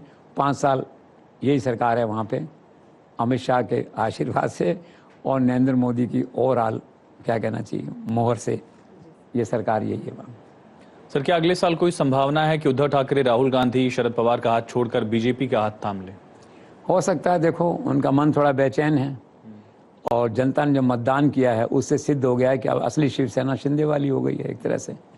और इन्होंने सोचा कि हमसे गलती हुई, हिंदुत्व का कार्ड हमने छोड़ा, और एक गलती और हो गई। बाला साहब ठाकरे तो कहा करते थे कि भी अगर शिव सैनिक ने अयोध्या का तोड़ा है तो मुझे बहुत खुशी होगी। इन्होंने उल्टा किया कि जिन शिव सैनिक गए थे वहाँ तोड़ने, 2 ईंट लगाई होंगी वहाँ तोड़ने के लिए, जो लगाया हुआ डंडा वहाँ पे जो है, तो कहा कि उनके लिए माफ़ी मांगते हैं। उल्टा हो गया ना। और ये सेकुलर फोर्सेस के प्रभाव में हुआ होगा, दैट इज़ राहुल गांधी, खड़गे एंड अदर्स वहाँ पे जो है, तो वो थोड़ा सा अपने अकेला महसूस कर रहे हैं। 288 के सदन में 21 सीट हैं कुल, तो अब कहीं के नहीं, केसेज वैसे चलते ही रहते हैं। लड़के का केस पुराना पड़ा हुआ है और केस बनने में कितना टाइम लगता है कोई भी। अब ये तो कमियां तो हर आदमी में हैं, हर आदमी सब्जेक्ट है इंक्वायरी का जो है। तो हो सकता है निराशा के मूड में हो, लेकिन अब प्रश्न ये आएगा उनको एकोमोडेट कहाँ करें, ये सवाल है। वो कहते हैं भाजपा के साथ हूँ मैं, अब तीसरे उप मुख्यमंत्री तो बन नहीं सकते, ठीक। तो ये एक चुनौती है कि ऐसा क्या हो, या तो ये डील हो जाएगी बीएमसी आप ले लो भाई, बम्बई में 45-65 हज़ार करोड़ की बीएमसी है और बीएमसी का राजा ही बम्बई का राजा होता है, चीफ मिनिस्टर होता है, या तो कोई ऐसी डील बैठ जाए। लेकिन ये है कि वो भाजपा के द्वार पे खड़े हैं, इन्हें अमित शाह के द्वार पे खड़े हैं by and large. So let's see. Sir 2025 की अगर बात करते हैं तो महाराष्ट्र की राजनीति में शरद पवार के रोल को आप कैसे देखते हैं? शरद पवार अब पतझड़ है जीवन में, उम्र के उस मोड़ पे हैं, रिटायर है, लेकिन वो है ना कि मन है कि मानता नहीं, वरना उनको संन्यास की घोषणा बीच में की थी एक बार, फिर वापस ले ली थी, उसको एक्चुअल कर देना चाहिए था जो है। और सत्ता का मोह भी है थोड़ा, और आदमी सोचता है कि भी चलो मैं सेटल कर लूँ इन सबको जो है। तो वो भी क्या है कि वो अमित शाह के बजाय नरेंद्र मोदी के द्वार पे खड़े हैं, उनका अंडरस्टैंडिंग या जो भी कुछ है इस तरह का उस लेवल पे है। अभी क्या हुआ, उनकी बेटी बनना चाहती थी इसमें वन नेशन वन इलेक्शन के उसमें कमेटी में, तो उन्होंने फ़ोन किया शायद प्राइम मिनिस्टर को मेरे ख्याल से, तो मान लिया उन्होंने उनकी बात को जो है। तो रिलेशन सौहार्दपूर्ण है। अभी उनका बर्थडे था, दिल्ली में मनाया उन्होंने जो है, तो अब ये था कि अजीत पवार आएंगे कि नहीं, लेकिन जो उन्होंने देखा कि इनके पाँव भी उधर ही भगवा की तरफ बढ़ रहे हैं या उम्र के इस मोड़ पे हैं, तो वो आए पत्नी के साथ, परिवार के साथ पाँव छुए आकर के, सुहादर बना। सरकार ने भी क्या किया कि अमित शाह तो देखो मास्टरमाइंड आदमी है ना, अजीत पवार की पत्नी राज्यसभा की मेंबर हो गई हैं और वो दिल्ली में ऑपरेट करना चाहते हैं, तो यहाँ वो अपना जमा रहे हैं काम जो है। तो उनको 11 नंबर का वो जनपथ रोड पे अलॉट हुआ, जो 7वीं कैटेगरी होती है 7, उसमें आया है। उसके ठीक सामने 6 नंबर की कोठी है, वो शरद पवार की कोठी है, वहाँ उनकी बेटी वो वहाँ पे रहेंगी, आमने सामने रहेंगी, रोज़ मिलेंगे, परिवारों में दोस्ती होगी तो एक दिन दोनों चले जाएंगे अमित शाह के यहाँ, ऐसा लगता है मुझे देर से देर। और भाजपा ज्वाइन कर लें तो भी ठीक है, नहीं कर लें तो भी ठीक कर लें, वक्त ज़रूरत। Sharad Pawar can not say no to Narendra Modi for a vote in Lok Sabha, this is all. Sir, बटेंगे तो कटेंगे का लोकप्रिय नारा देने वाले उत्तर प्रदेश के मुख्यमंत्री योगी आदित्यनाथ के लिए 2025 कैसा रहेगा? वो गदगद हैं। 2024 भी अच्छा था, अंतिम समय, अंतिम जो पड़ा हुआ है 2024 का लास्ट लेग, और 25 तो अच्छा है ही जी। आप देखिए 7 सीट जीत ली 9 में से, चमत्कार। सारी बातें खत्म, कोई सलाह, कोई परिवर्तन, कोई मंत्रिमंडल में परिवर्तन, इधर उधर सब समाप्त। योगी फैक्टर रिवाइव। और फिर आप देखिए उसमें उसके आगे जो है अब ये कुंभ आ गया, महाकुंभ आ गया, अगले 3 महीने यही चलता रहेगा। 45 करोड़ व्यक्ति देश से आएंगे, देश विदेश से। प्रधानमंत्री भी 4 बार आएंगे, अमित शाह भी आएंगे, सब लोग आएंगे। तो आभा मंडल का केंद्र बिंदु कुंभ के उससे योगी रहेंगे। फिर संभल की घटना होगी, बैठे बैठाए देखिए जो है ये। तो कुल मिला क्या है कि आज वो अपनी लोकप्रियता के चरम पे हैं उत्तर प्रदेश में, और यही स्थिति रही तो फिर 2027 में योगी का लौटना निश्चित है। उनकी निगाहें 2027 में हैं, तो खुश हैं वो, उनकी टीम भी खुश है सारे जो है। अभी उनके प्रधान सलाहकार हैं एक अवनीश अवस्थी जो हैं, वो आए थे, बहुत आत्मविश्वास में थे, खुश थे। हैं तो सलाहकार अभी, लेकिन वो भी एक फ्रेंड, फिलोसोफर, गाइड के रोल में रहते हैं। वैसे तो क्या है ना कि महाराज के जीवन में कोई ऐसा इस तरह का नहीं, लेकिन उन पर भी आशीर्वाद है संजय प्रसाद और शिशिर के अलावा जो है, और चीफ सेक्रेटरी के साथ जो है। तो जो टीम है योगी की, ब्यूरोक्रेटिक टीम, वो बड़े मतलब नैतिक उफान में है और मोराल बहुत हाई है सबका। वो ये प्रेजेंट करता है, ये मतलब रिप्रेजेंट करता है कि योगी कितने खुश हैं इस समय और योगी कितनी कमांड में है। अभी वो निमंत्रण बांटने आए हैं, राष्ट्रपति से मिले हैं, सबसे मिले हैं, क्या उनके चेहरे पे चमक है आप देखिए, आत्मविश्वास, खुशी की चमक है। तो Yogi is fine for another I think 2027, लगता ही है। सर, हाल ही में हुए उत्तर प्रदेश में उपचुनाव में हारने के बाद अब 2025 में बिहार और दिल्ली में विधानसभा के चुनाव होने हैं। ऐसे में क्या रहेगा अखिलेश यादव की पार्टी का रोल? अखिलेश यादव थोड़ा आदमी अच्छे हैं लेकिन डिमोरलाइज्ड हैं, क्योंकि नेता का मनोबल और आत्मविश्वास तो चुनाव के परिणाम से बनता बिगड़ता है ना। अब 2 सीट आई, पिछली बार योगी लेके 7 सीट। हालांकि वो कहते रहे कि पुलिस और मेरे बीच चुनाव था, चुनाव योगी मेरे बीच नहीं था, वो अलग बात है।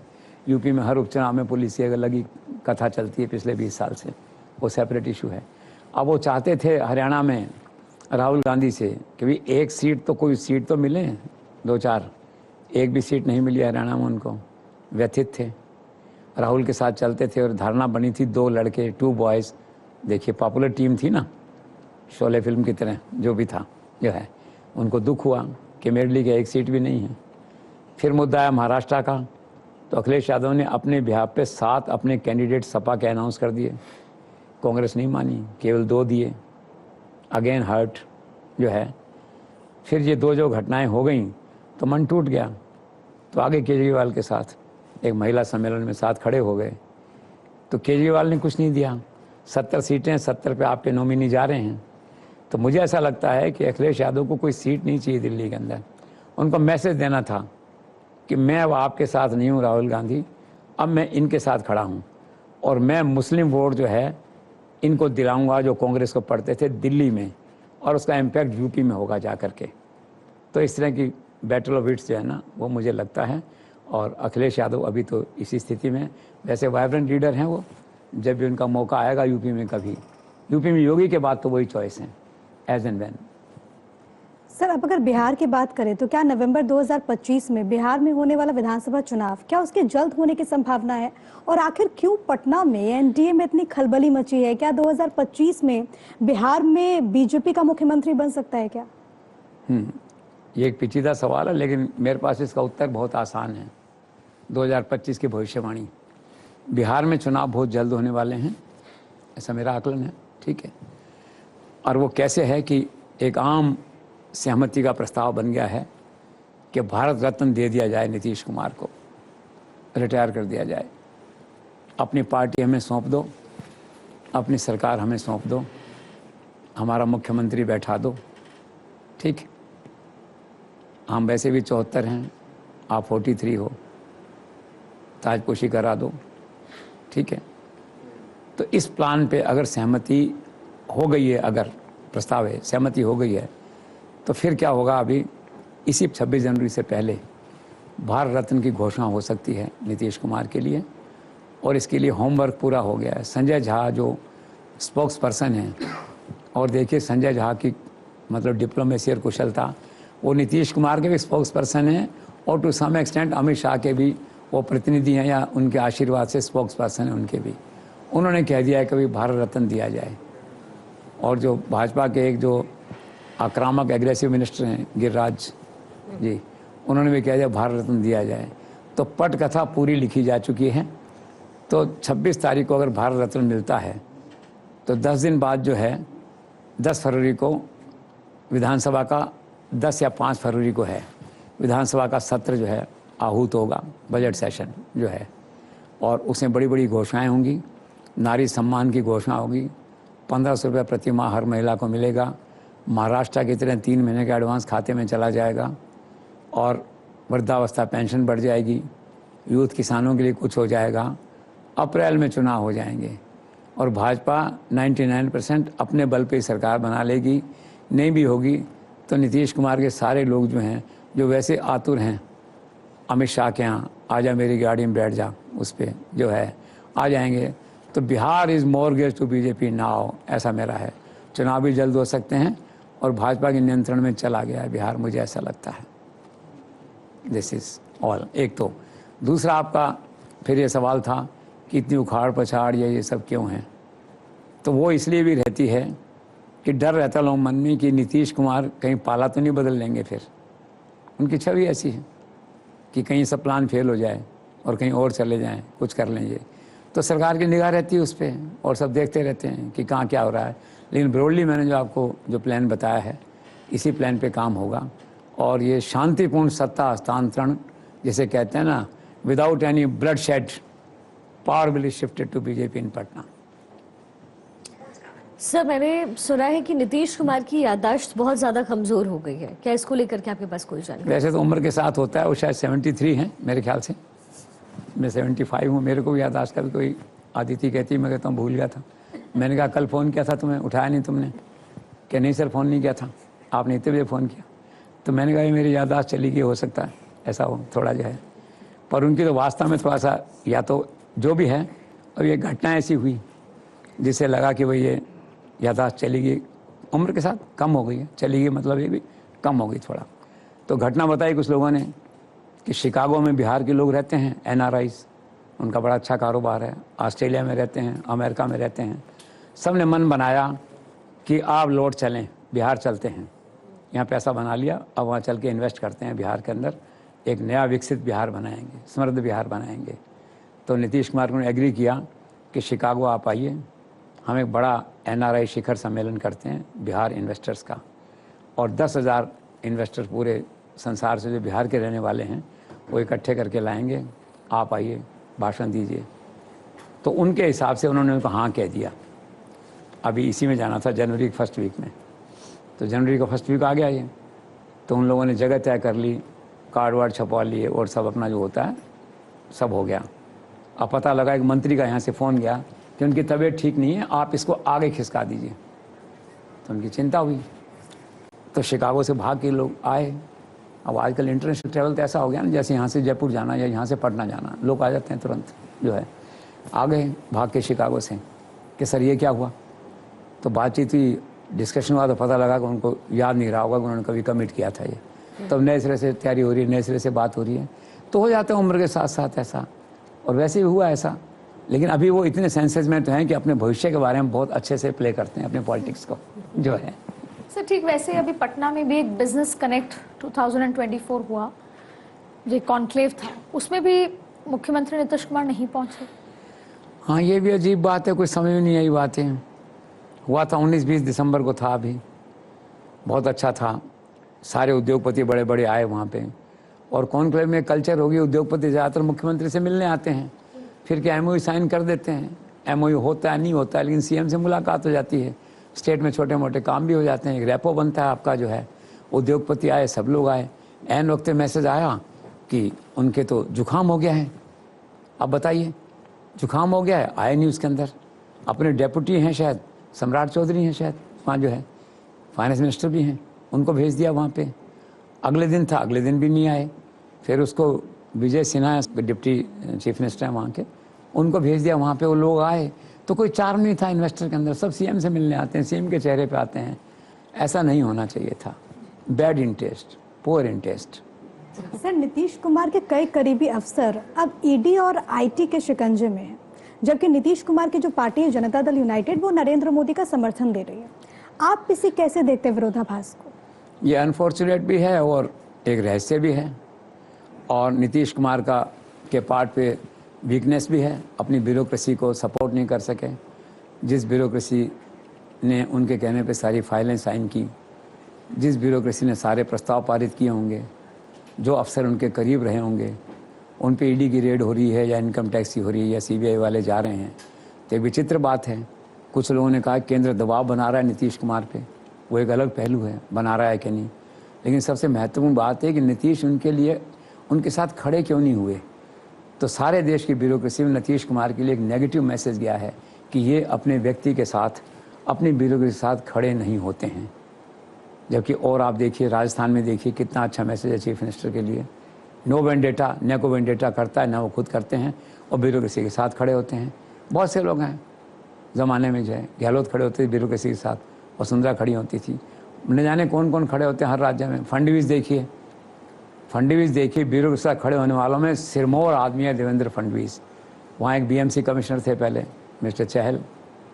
कोई बातचीत चली, उनको दिल्ली प्रमोशन हो गया था उनका, तो कहा दिल्ली में सेक्रेटरी बनाते हैं भाई, तो तय हो गया। वो भाग के फडणवीस के यहाँ पहुँचे, गॉडफादर। तो उन्होंने बात की प्रधानमंत्री से, उसको रोका, वहीं चीफ सेक्रेटरी बनाया। तो पूरी ब्यूरोक्रेसी में मैसेज गया कि right, we stand with Fadnavis, he protects his man, he stands with his man. Nitish Kumar ran away एक तरह से। मैं नहीं कहता वो गलती भी थी, अफसर भले गलती पे होंगे, और कानून जब एक बार पकड़ता है तो अच्छे अच्छे फिर बचा नहीं पाते आपको, एक अलग इशू है। लेकिन मोरल सपोर्ट तो दो उनको, वो मोरल सपोर्ट नहीं दिया तो बिहार की ब्यूरोक्रेसी मेरे ख्याल से मेंटली अपसेट है नीतीश कुमार के इसमें इंटरवेंशन नहीं करने से। करना चाहिए, मेरिट पे होना चाहिए, law must take its own course, तो ठीक है, लेकिन मोरल सपोर्ट चीफ मिनिस्टर का तो दिखना चाहिए उन लोगों के साथ जिन लोगों ने उनके कहने से काम किया। सर 2025 में बिहार की राजनीति में प्रशांत किशोर का क्या रोल देखते हैं आप? रोल कुछ तो बनेगा, अभी तक तो किस्मत ने ज़्यादा उनका साथ नहीं दिया है, पॉपुलर आदमी हैं। अभी तो वो वहाँ की जो बिहार पब्लिक सर्विस कमीशन है उसके एक पेपर को कैंसिल करने के लिए, और जो वहाँ पे भ्रष्टाचार आम बात है, परीक्षाओं में आरोप लगता है, उसको दूर करने के लिए छात्रों से आंदोलन कर रहे हैं।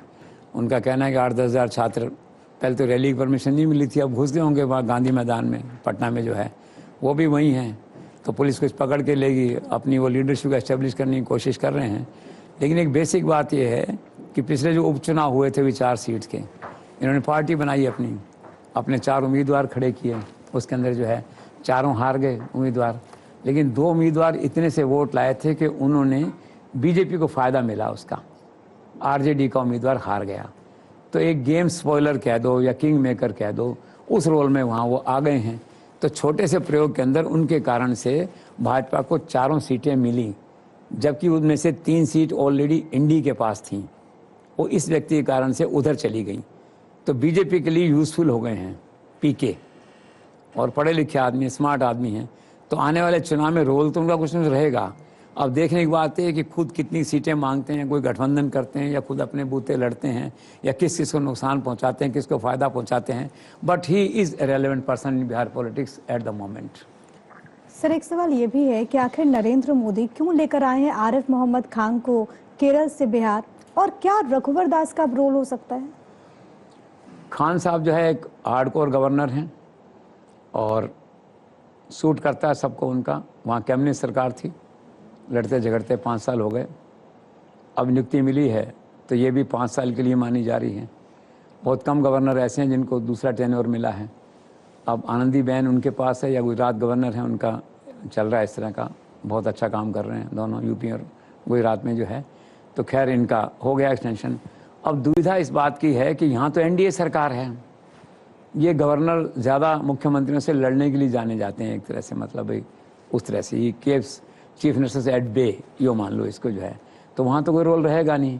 एक संभावना थोड़ी सी बनती है उसके अंदर कि कल को लालू यादव के कुछ लोग फिर अगर पार्टी तोड़ के इधर उधर जाना चाहें और ऐसी स्थिति बने तो गवर्नर का रोल बनता है, उसकी भी संभावना बहुत कम है अभी। तो बस लगा दिया होगा कि मुस्लिम है, बिहार में मुस्लिम कार्ड भी है कुछ, और फिर कुछ ऐसा सोचा होगा अमित शाह ने जो हम नहीं सोच सकते, तो लगा दिया, उनको रिहेबिलिटेशन मिल गया। ये समझ लो कि 5 साल में लड़ते रहे, उससे उसका पुरस्कार मिल गया, तो ठीक है, बिहार में रहेंगे, एनडीए सरकार है तो कोई बहुत ज़्यादा ऐसा रोल दिखता नहीं। सर 2025 में क्या जम्मू कश्मीर को पूर्ण राज्य का दर्जा मिलेगा? पहले लगता था मुझे, अब डाउटफुल है, क्योंकि केंद्र ने मन बनाया है और सही मन बनाया कि जब तक हालात नॉर्मल नहीं होते, जब तक शांति नहीं होती, जब तक ग्रेनेड के अटैक बंद नहीं होते, जब तक Pakistan sponsored cross border terrorism वहाँ रुकता नहीं है, तब तक क्या करेंगे करके। ये सरकार ही बना दी हमने, ये भी काफ़ी बड़ी बात है। और मैंने पहले कहा था कि सरकार किसी की बने, उग्रवाद वापस लौटेगा, उग्रवाद आ गया वापस, आप देख रहे हैं। तो फिलहाल तो मुझे 2-4-6 महीने तो कोई चांस ऐसा नहीं लगता है कि वहाँ पूर्ण राज्य का दर्जा मिले, ऐसी कोई आवश्यकता नहीं है। वो लोग भी they have no moral authority to say, क्योंकि शांति पूरी स्थापित नहीं हुई है, और शांति अगर स्थापित नहीं हुई तो स्टेट गवर्नमेंट भी उतनी रेस्पॉन्सिबल जितनी सेंट्रल फोर्सेज हैं। तो अभी तो मुझे नहीं लगता कि कोई रहेगा, स्टेटस को रहेगा अभी, it looks like that. Sir Tamil Nadu के बीजेपी अध्यक्ष अन्नामलाई का 2025 में आप क्या फ्यूचर देखते हैं, और क्या आपको लगता है यहाँ पर बीजेपी और डीएमके का गठबंधन हो पाएगा? अन्नामलाई काफ़ी जुझारू नेता हैं, लूज टॉक ज़रूर करते हैं, दिक्कत होती है उससे, मैच्योरिटी थोड़ी कम है, रिटायर्ड आईपीएस अफसर हैं, पॉपुलर फेस हैं वैसे अपने आप में। उनकी ज़िद थी उस समय यहाँ केंद्र के साथ कि भाई आप गठबंधन एआईडीएमके से तोड़ दीजिए, हम अकेले लड़ेंगे, ज़्यादा सीटें लेके आएंगे। अमित शाह ने, नरेंद्र मोदी ने उनकी बात मानी वो खुद भी हार गए, भाजपा भी हार गई, कोई सीट नहीं मिली, तो उनका ग्राफ नीचे गिरा। लेकिन कोई विकल्प नहीं है वहाँ पे जो है, तो उन्होंने कहा मैं इस्तीफ़ा देता हूँ, इस्तीफ़ा नहीं हुआ। तो वही भाजपा का चेहरा अभी वही है। फिलहाल एक वहाँ पे चेन्नई में एक मेडिकल, अन्ना मेडिकल हॉस्टल में एक युवती के साथ कुछ हो गया था, ऐसा उत्पीड़न टाइप केस। वो बॉयफ्रेंड के साथ जा रही थी, किसी ने फिल्म बना ली, कुछ और कर लिया ऐसा। तो सरकार को भी घेरे हुए हैं इस मुद्दे पे, एक तरह से कपड़े वपड़े उतार कर कह रहे हैं मैं 5 कोड़े मारूंगा अपने बदन पे, और यूँ कुछ ड्रामा इस तरह का जो वो वहाँ पे चल रहा है सारा। मेन बात यह है कि क्या आने वाले दिनों में ADMK या DMK के साथ भाजपा गठबंधन होगा क्या नहीं। ADMK का तो मैंने बताया वो चॉइस हमेशा अवेलेबल है आपके पास। DMK का क्या है, ये चॉइस आपके पास नहीं है। DMK चाहेगा तभी ये चॉइस है, ball is in their court. लेकिन उनका मन है। पिछले दिनों राजनाथ सिंह गए थे एक फंक्शन में, करुणानिधि के, उसमें बहुत अच्छा बोला उनके लिए, व्यक्ति प्रभावित होता है। तो धारणा बनी, संभावना बनी कि ये भी भाजपा में आ सकते हैं। अभी कोई खास ज़रूरत ऐसी है नहीं, गवर्नमेंट कंफर्टेबल है, सरकार भी वेट कर रही है, थोड़ा और नीचे आए वो, ऐसा लगेगा गवर्नमेंट को तो DMK के साथ भी कर सकते हैं, आइदर 2 के साथ होगा, किसी एक के साथ होगा। अभी कोई इमीडिएटली चुनाव है नहीं ऐसा। एट द मोमेंट तो केवल ADM के साथ ही गठबंधन की बात हो सकती है, लॉन्ग शॉट में DMK के साथ भी हो सकती है। सर, तकदीर के मारे साउथ के सुपरस्टार अल्लू अर्जुन का फ्यूचर क्या देखते हैं? क्या आपको लगता है कि 2025 में राजनीति में वो एंट्री करेंगे, इसकी कोई संभावना है? नहीं, उनका भविष्य अच्छा है। उनकी अभी जो पिक्चर आई है पुष्पा 2, 1700 करोड़ का बिजनेस किया है, सारे संसार के फिल्मों के रिकॉर्ड तोड़ दिए हैं उसने। और बाकी आपने ठीक कहा, तकदीर के मारे उनकी जन्मपत्री खराब थी, फिल्म सुपर हिट हुई, मन में उत्साह आया, आयोजक मानते नहीं हैं, बुला लेते हैं, चले गए, बाहर कार में बैठ के देख रहे थे वहाँ से, तो भगदड़ मच गई। कार से निकल के बाहर आए देखने के लिए, भगदड़ मच गई, एक महिला मर गई, सब हो गया। अब उनका तो कोई दोष था नहीं इसके अंदर, उन्होंने तो भड़काया नहीं था भीड़ को कि स्टैम्पेड में एक महिला की डेथ हो गई। पुलिस के हाथ में क्या क्वेश्चन रहता है, पुलिस खिलाफ है उनके, क्योंकि मुख्यमंत्री खिलाफ है, आंध्रा वर्सेस तेलंगाना का विषय है कुछ, और उनको लगता है कि जनता का हीरो नहीं बने, जो भी कुछ कारण है, तो पुलिस ने उनको ही बुक कर दिया उसी धाराओं के तहत जो है, तो गिरफ्तार हो गए।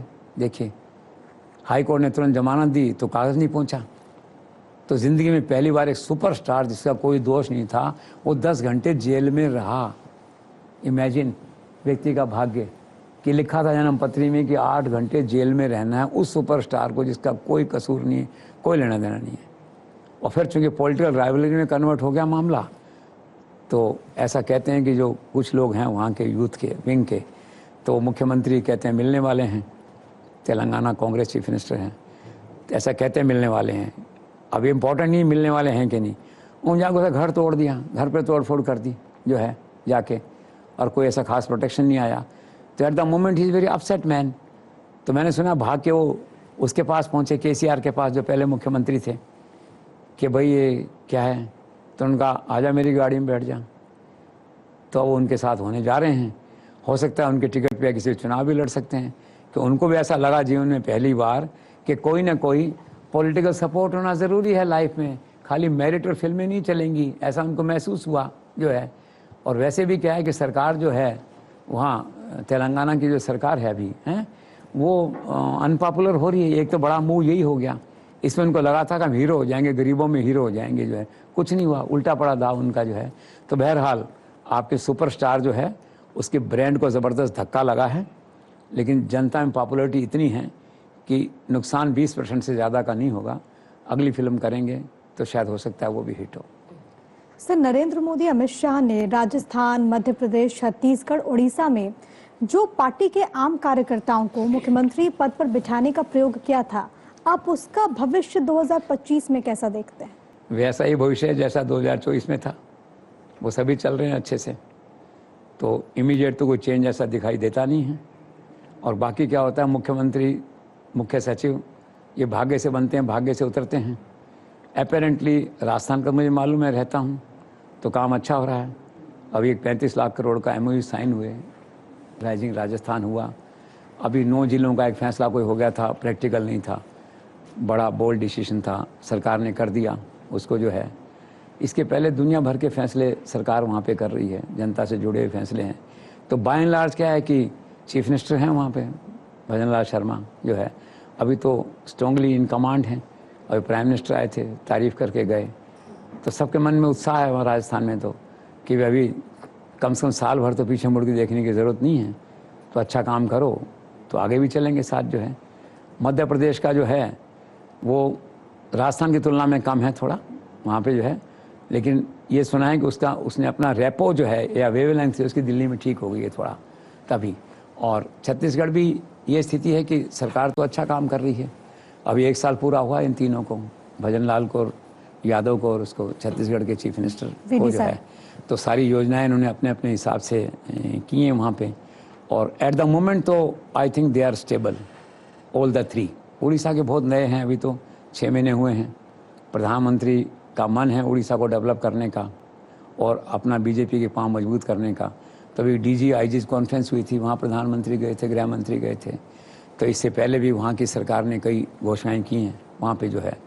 तो कुल मिला के he is new to start. उनका मूल्यांकन करना विल बी नॉट फेयर। अभी 3-4 महीने 6 महीने हुए हैं उनको जो है, लेकिन ये जो बाकी 3 लोग हैं ये ठीक हैं। और जैसा मैंने आपसे कहा कि हर सरकार में हर नए मुख्यमंत्री प्रति एक विरोध का भाव भी, स्वर भी लोगों में रहता है, पर एट द मोमेंट इन तीनों में अभी कोई परिवर्तन दिखाई नहीं दे रहा है, ऐसा मुझे लगता है जो है। सर इसी तरीके से उत्तराखंड में पुष्कर सिंह धामी को लेकर के क्या है आकलन आपका? धामी लकी है, धामी हैंडसम है, काली टोपी लगा के, लाल टोपी लगा के चेहरे के साथ जनता में आता है, पॉपुलर है वहाँ पे, प्रधानमंत्री का लाडला है। बद्रीनाथ केदारनाथ प्रधानमंत्री जाते हैं, उनका इलाका है, वो वहाँ काम करता है।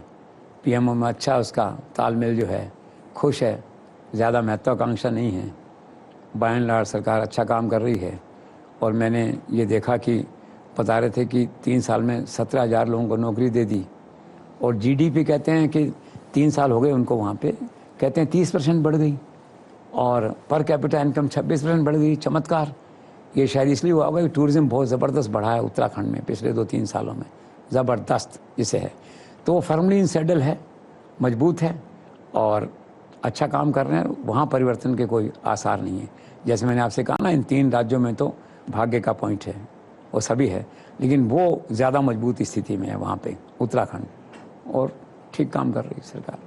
सर इसी तरीके से भगवंत मान को लेकर के आप क्या कहेंगे? ही is A gentleman chief minister comparatively, कोई ज़्यादा झगड़ों में नहीं है। पंजाब बंद है, डील कर लेते हैं। और चांस की बात है, गवर्नर भी अच्छे हैं वहाँ पे, गुलाब चंद कटारिया आरएसएस के पुराने व्यक्ति हैं, गंभीर हैं, सीजनड हैं, वेंडेटा नहीं करते हैं। और वो एक अलग बात है, सैद्धांतिक तौर पे दोनों की बनती नहीं होगी, चीफ मिनिस्टर गवर्नर की, वो है, लेकिन अपनी तरफ से कोई वो उनकी तरफ से ऐसा नहीं रहता है। तो एक अच्छा तालमेल है, एक सरकार चल रही है वहाँ पे जो है। गवर्नर भाजपा का है और वो मुख्यमंत्री आप पार्टी का है, लेकिन साइलेंट है, वहाँ कोई झगड़े नहीं है दिल्ली की तरह। That way let's hope and wish कि कोई दिल्ली वाले झगड़े वहाँ नहीं हों और सरकार अच्छे से काम करे। अल्टीमेटली तो हर पॉलिटिकल पार्टी जनता का भला चाहती है, तो ठीक है, पंजाब इज़ फाइन। सर 2025 में भूपेंद्र पटेल को लेकर के आपका आंकलन क्या है? भूपेंद्र पटेल तो देखो गुजरात में क्या नरेंद्र मोदी की खड़ाऊ लेके बैठे हुए हैं, ठीक, और सही आदमी चुना है उन्होंने वहाँ पे। मैं गुजरात जाता हूँ, कई फंक्शंस में देखता हूँ, तो वहाँ क्या है कि वो आम आदमी के मुख्यमंत्री हैं जो है, आम आदमी की एक्सेस है, हर किसी से मिल लेते हैं, हर किसी फंक्शन में चले जाते हैं, उसमें चले जाते हैं, किसी विवाद में नहीं आते, हार्डकोर ऑनेस्ट हैं। और सबसे बड़ी बात, वरदान उनको है कि उनकी ब्यूरोक्रेसी, सीएमओ की टीम बहुत अच्छी है ब्यूरोक्रेसी की। उसमें चीफ सेक्रेटरी हैं, डीजीपी हैं, सीएमओ का स्टाफ है, वहाँ एक महिला सेक्रेटरी हैं अवंतिका सिंह, वही डायनेमिक ऑफिसर हैं, डायनेमिक जो है। तो वहाँ तो क्या है बेसिकली कि रिमोट पे सब पीएमओ को, नरेंद्र मोदी को ध्यान में रहता है, और उनके मार्गदर्शन और गाइडेंस के बिना गुजरात प्रॉपरली चल भी नहीं सकता। जब एक आप पास में senior friend, philosopher, guide available है, प्राइम मिनिस्टर हैं वो, तो उनका मार्गदर्शन तो मिलता है उनको। तो कुल मिला के क्या है कि बिल्कुल फर्मली और बिल्कुल स्टेबल काम कर रही, वहाँ कोई पॉलिटिकल इंस्टेबिलिटी नहीं है। अब ये गिफ्ट सिटी गुजरात की एक नया चमत्कार है। पिछले दिनों वाइब्रेंट सम्मेलन, वाइब्रेंट गुजरात भी हुआ था, सब लोग गए थे वहाँ पे, पहला फिल्म फेस्टिवल भी हुआ। तो गुजरात तो क्या है कि एक तरह से it is some sort of a improved Mumbai. Mumbai की जो कमियां हैं, ट्रैफिक है, भीड़ भाड़ है, तो गिफ्ट सिटी देखिए आप, ऐसा लगता है आप यूरोप में खड़े हैं कहीं पे जो है। तो at the end of the day अपनी सारी प्रोग्रेसिव स्कीम्स के साथ, चाहे वुमेन एम्पावरमेंट की हैं, एग्रीकल्चर की हैं, हेल्थ की हैं, ठीक है, आईटी की हैं, स्टार्टअप की हैं, Gujarat is doing very well at the moment. It's a stable government. 2025 उनके लिए अच्छा वर्ष होगा। सर गाए बगाए चाहे दिल्ली हो चाहे राजस्थान हो, और उस पूरे रास्ते में वसुंधरा राजे जी का राष्ट्रीय अध्यक्ष बनने की चर्चा हो ही जाती है। आप कैसे देखते हैं सर? ये सही है। और पिछले दिनों जो बात चली थी, वो जो गुजरात के हैं संजय जोशी, आरएसएस के सीनियर थे, पहले गुजरात में थे, मतभेद हो गए थे, चले गए बाहर। तो सुना था, चर्चा थी कि शायद भागवत ने उनका नाम दिया है उन दिनों में, जब थोड़ा सा आरएसएस वर्सेस बीजेपी हल्की फुल्की बात आती थी।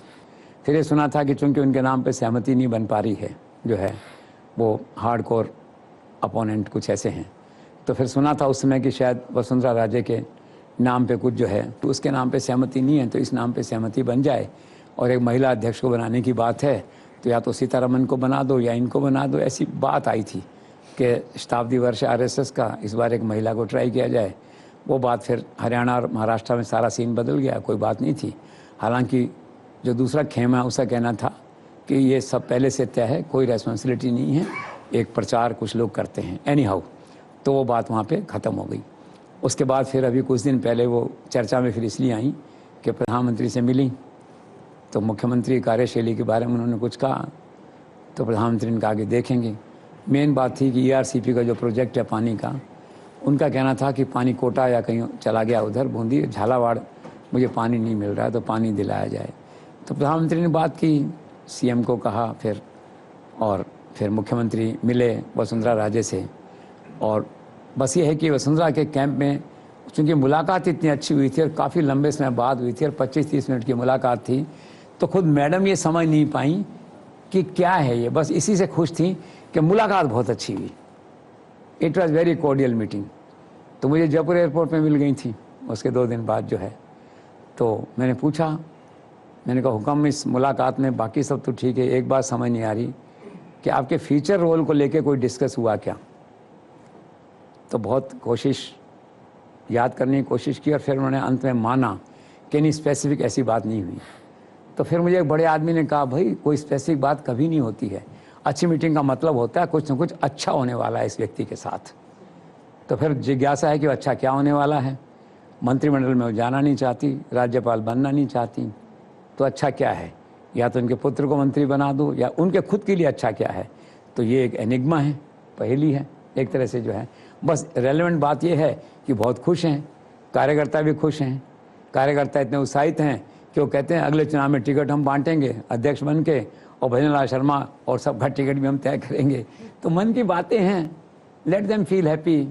अपने अपने इमेजिनेशंस हैं, अपनी फैंटेसीज हैं, उस साथ लोग जीते हैं।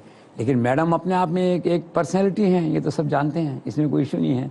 और मैडम क्या है कि मैडम है, वो कुछ भी कह सकती हैं, कुछ भी कर सकती हैं, लोग बुरा नहीं मानते। मैं वो दिलचस्प किस्सा सुनाता हूँ।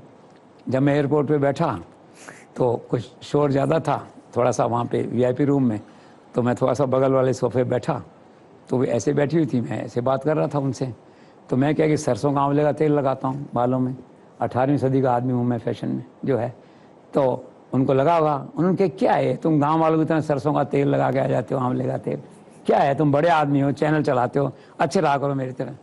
तो मैंने कहा हाँ हुक्म। तो वहाँ ओएसडी बैठी हुई थी उनकी सौम्या, वो हैरान हो गई, ये क्या हुआ, ये क्या हुआ। मैंने कहा कोई नहीं है, मैडम है, मैडम जैसी है मैडम वैसी हैं, और मैडम है, और मैडम कुछ भी कह सकती हैं, कुछ भी कह सकती हैं, कोई उनकी बात का बुरा नहीं मानता है। तो मैडम ऐसे चर्चाओं में रहती हैं, दैट वे जो है। But she is a capable person, और हम सब दुआ करते हैं कि उनके जीवन में कोई अच्छे क्षण आए, इसमें तो कोई बात ही नहीं है। सर तो फिर जो राजस्थान से तीनों केंद्रीय मंत्री हैं, गजेंद्र सिंह शेखावत हैं, अर्जुन राम मेघवाल हैं, भूपेंद्र यादव हैं, तीनों के 2024 का पूरा साल कैसा रहा और आने वाला 2025 का साल कैसा रहेगा, आप कैसा देखते हैं? 1 by 1 अगर अपन लें इनमें, चलिए भूपेंद्र यादव से शुरुआत करते हैं। जी भूपेंद्र। तो वो तो देखिए, वो भी जन्मपत्री लिखा के लाए, उनके हाथ में एक रेखा है, कोई चुनाव जिताने पार्टी अगर आपको भेजेगी तो चुनाव नहीं हारोगे। मुझे एक आदमी ने बताया कि शायद 18 चुनाव पिछले 10 साल में उन्होंने, 11 साल में उनको सौंपे गए और सारे जीते उन्होंने। मोटे तौर पर मैंने देखा ही है, गुजरात मैंने देखा है, महाराष्ट्र देखा है, उड़ीसा देखा है, मध्य प्रदेश देखा है। तो अभी की बात है रिसेंटली जो है, कल जयपुर में थे वो जो है। अब क्या है कि उन्होंने चुनौती थी सबको, नरेंद्र मोदी ने चुनौती दी थी कि राज्यसभा छोड़ो भाई, जनता के बीच जाओ, वहाँ से जीत के आओ। धर्मेंद्र प्रधान भी लड़े, वहाँ से जीत के आए, ये भी लड़े अलवर से, राजस्थान से जीत के आए। तो बहुत कम लोगों को उम्मीद थी कि ये लोग दिल्ली वाले लोग हैं ना, अब अलवर जयपुर और वहाँ कहाँ बैठेंगे आकर के। हैरानी की बात है, अब हर हफ्ते भूपेंद्र यादव जो है अलवर में होते हैं, लोग भी हैरान होते हैं। कल अलवर से जयपुर पहुँचे, मेरी मुलाकात हुई, मैंने कहा ये तो कमाल है, आपने मिथ तोड़ दिया, ये धारणा तोड़ दी। तो उन्होंने कहा भी जनता के बीच तो रहना है ये हैं। फिर मुख्यमंत्री से मिलने चले गए, 2 घंटे वहाँ रहे। तो मतलब मेरा कहने का ये है कि भूपेंद्र यादव जो एक बैकरूम बॉय कहा जाता था जिनको, वो एक ग्रास रूट लीडर के रूप में एस्टेब्लिश हो गए पूरी तरह पे 6 महीने में, आप देखिए जाए। और मंत्रालय तो उनका अच्छा काम कर ही रहा है। जो प्राइम मिनिस्टर के मुद्दे हैं, एनवायरनमेंट का मुद्दा है, क्लीन एनर्जी का मुद्दा है, ग्रीन एनर्जी का मुद्दा है, क्लाइमेट चेंज का मुद्दा है, सारे उनके पास हैं दैट वे जो है। और प्राइम मिनिस्टर का बात यह है कि अनइम्पॉर्टेंट मुद्दों को इतना इंपॉर्टेंट बना देते हैं कि मंत्री गौरवान्वित महसूस करता है, अब मैं डील कर रहा हूँ इस मुद्दे को, जिसको अमेरिका डील कर रहा है क्लाइमेट चेंज को, मैं डील कर रहा हूँ उस मुद्दे को दैट वे जो है। तो उनकी परफॉर्मेंस और सब बहुत अच्छा है। और उनको एक सेक्रेटरी मिले हुए हैं तन्मय कुमार, वो काफ़ी समय से उनके साथ हैं, अच्छे अफसर हैं। कि मंत्री की सफलता के लिए ज़रूरी है कि सेक्रेटरी भी अच्छा हो साथ में जो है ये। तो स्टेबल है, अच्छा है। और वो एक ऐसे व्यक्ति हैं जो हमेशा नरेंद्र मोदी की आँख की भाषा को समझते हैं। और उनका मिलोगे इतनी सादगी से रहेंगे कि आपको लगता नहीं कि यार ये वही भूपेंद्र यादव इतने चुनाव जिता के आए हैं और अब पार्टी अध्यक्ष बनने कतार में उनका नाम आगे चल रहा है। तो is a man to watch जो है। और नेक्स्ट आपने गजेंद्र सिंह शेखावत कहा, जो आपने पिछला जो चुनाव लड़ा गया तो एक तरह से उनका रिहर्सल हो गया था सीएम बनने का, बने नहीं वो अलग विषय है। प्रधानमंत्री ने कहा मैं दिल्ली में बहुत काम करना है, बड़ा मंत्रालय था उनके पास, और पार्टी की चॉइस होती है अलग अलग कारणों से। और एक आम कार्यकर्ता को मुख्यमंत्री बना दिया गया, एक नया मैसेज देश में गया। वो सुपरहिट एक्सपेरिमेंट था नरेंद्र मोदी का, एक आम कार्यकर्ता को राजस्थान में मुख्यमंत्री बनाने का। Anyhow coming back to Gajendra Singh, तो वो एक तो उसमें रहते हैं, लेकिन अभी उनको मंत्रालय दिया टूरिज्म और कल्चर जो है। इसमें इतना बिजी हो गए हैं, इतने नए आयाम ढूंढ लिए उन्होंने। उनके दफ्तर में आप जाइए, अलग अलग ग्रुप बना दिए उन्होंने। एक उनके सलाहकार हैं विवेक, वो भी उनको फीड करते हैं कंटेंट जो है। तो इतने ग्रुप बना दिए कि उनके दफ्तर में सुबह से रात तक मीटिंग्स होती हैं कि नए नए क्या आयाम है। और नरेंद्र मोदी की स्कीम ऑफ थिंग्स में कल्चर कितना इंपॉर्टेंट है। आप देखिए ये पूरा जो मेला लग रहा है कुंभ का, वहीं से हो रहा है, एक तरह से कोऑर्डिनेट वहीं से हो रहा है। आपका टूरिज्म आप देख रहे हैं आज देश में क्या स्थिति टूरिज्म की, कितना काम टूरिज्म में करना है दैट वे जो है। तो इम्पोर्टेंट मंत्रालय है उनके पास, वो दिन रात उसमें लगे हुए हैं। एक खास बात उनके व्यक्तित्व के बारे में ये है कि जिसके साथ खड़े होते हैं फिर वो ऐलानिया खड़े होते हैं दैट वे जो है। और कुछ किस्से चले थे पिछले दिनों, अब वो सब कोर्ट कचहरी से फ्री हो गए हैं, वो एक अलग सब्जेक्ट है। तो अब क्या है कि वो टूरिज्म और इस काम को इतना आगे बढ़ा रहे हैं कि ट्रैवल की बात आती है तो मुझे ऐसा लगता है कि कंट्री में इस समय one of the most travelled minister जो है ना वही है। वो एक पाँव उनका बाड़मेर में होता है, दूसरा पान कालीकट में होता है, अभी केरल में है तो फिर भोपाल में देखेंगे आपको दैट इज है। और डिस्टेंसेज आर साइकोलॉजिकल, किसी मंत्री ने अगर ये समझ लिया ना डिस्टेंस आर साइकोलॉजिकल तो सक्सेस है वो मिनिस्टर जिसे आप कहते हैं। और रिश्ते निभाने की बात आती चूँकि अपन वो पर्सनल कर रहे हैं, तो डॉक्टर जितेंद्र सिंह हैं, उनके ब्रदर डेथ हो गई थी, उनसे इनकी दोस्ती थी शायद गजेंद्र सिंह की जो है। तो पता लगा ये किसी और इलाके में थे, तो 2-3 चार्टर फ्लाइटें छोड़ छाड़ के इधर से उधर से यहाँ वहाँ से वहाँ पहुँचे। रिश्ते निभाना व्यक्ति का जो गुण होता है दैट वे जो है। तो परफॉर्मेंस भी अच्छी है एज ए ह्यूमन बीइंग जिसे अपन कहते हैं। अब ठीक है Ashok Gehlot and Gajendra Singh are poles apart, हर आदमी का अपना पर्सनैलिटी, अशोक गहलोत के अपने गुण हैं, इनके अपने गुण हैं दैट वे जो है। तीसरा आपने कहा अर्जुन मेघवाल, वो लोकतंत्र का दूसरा चमत्कार हैं अर्जुन मेघवाल। आप देखिए 2016 से मंत्री हैं और अब देखिए कितना बड़ा मंत्रालय उनको एमएस होते हुए दे दिया, कानून मंत्रालय।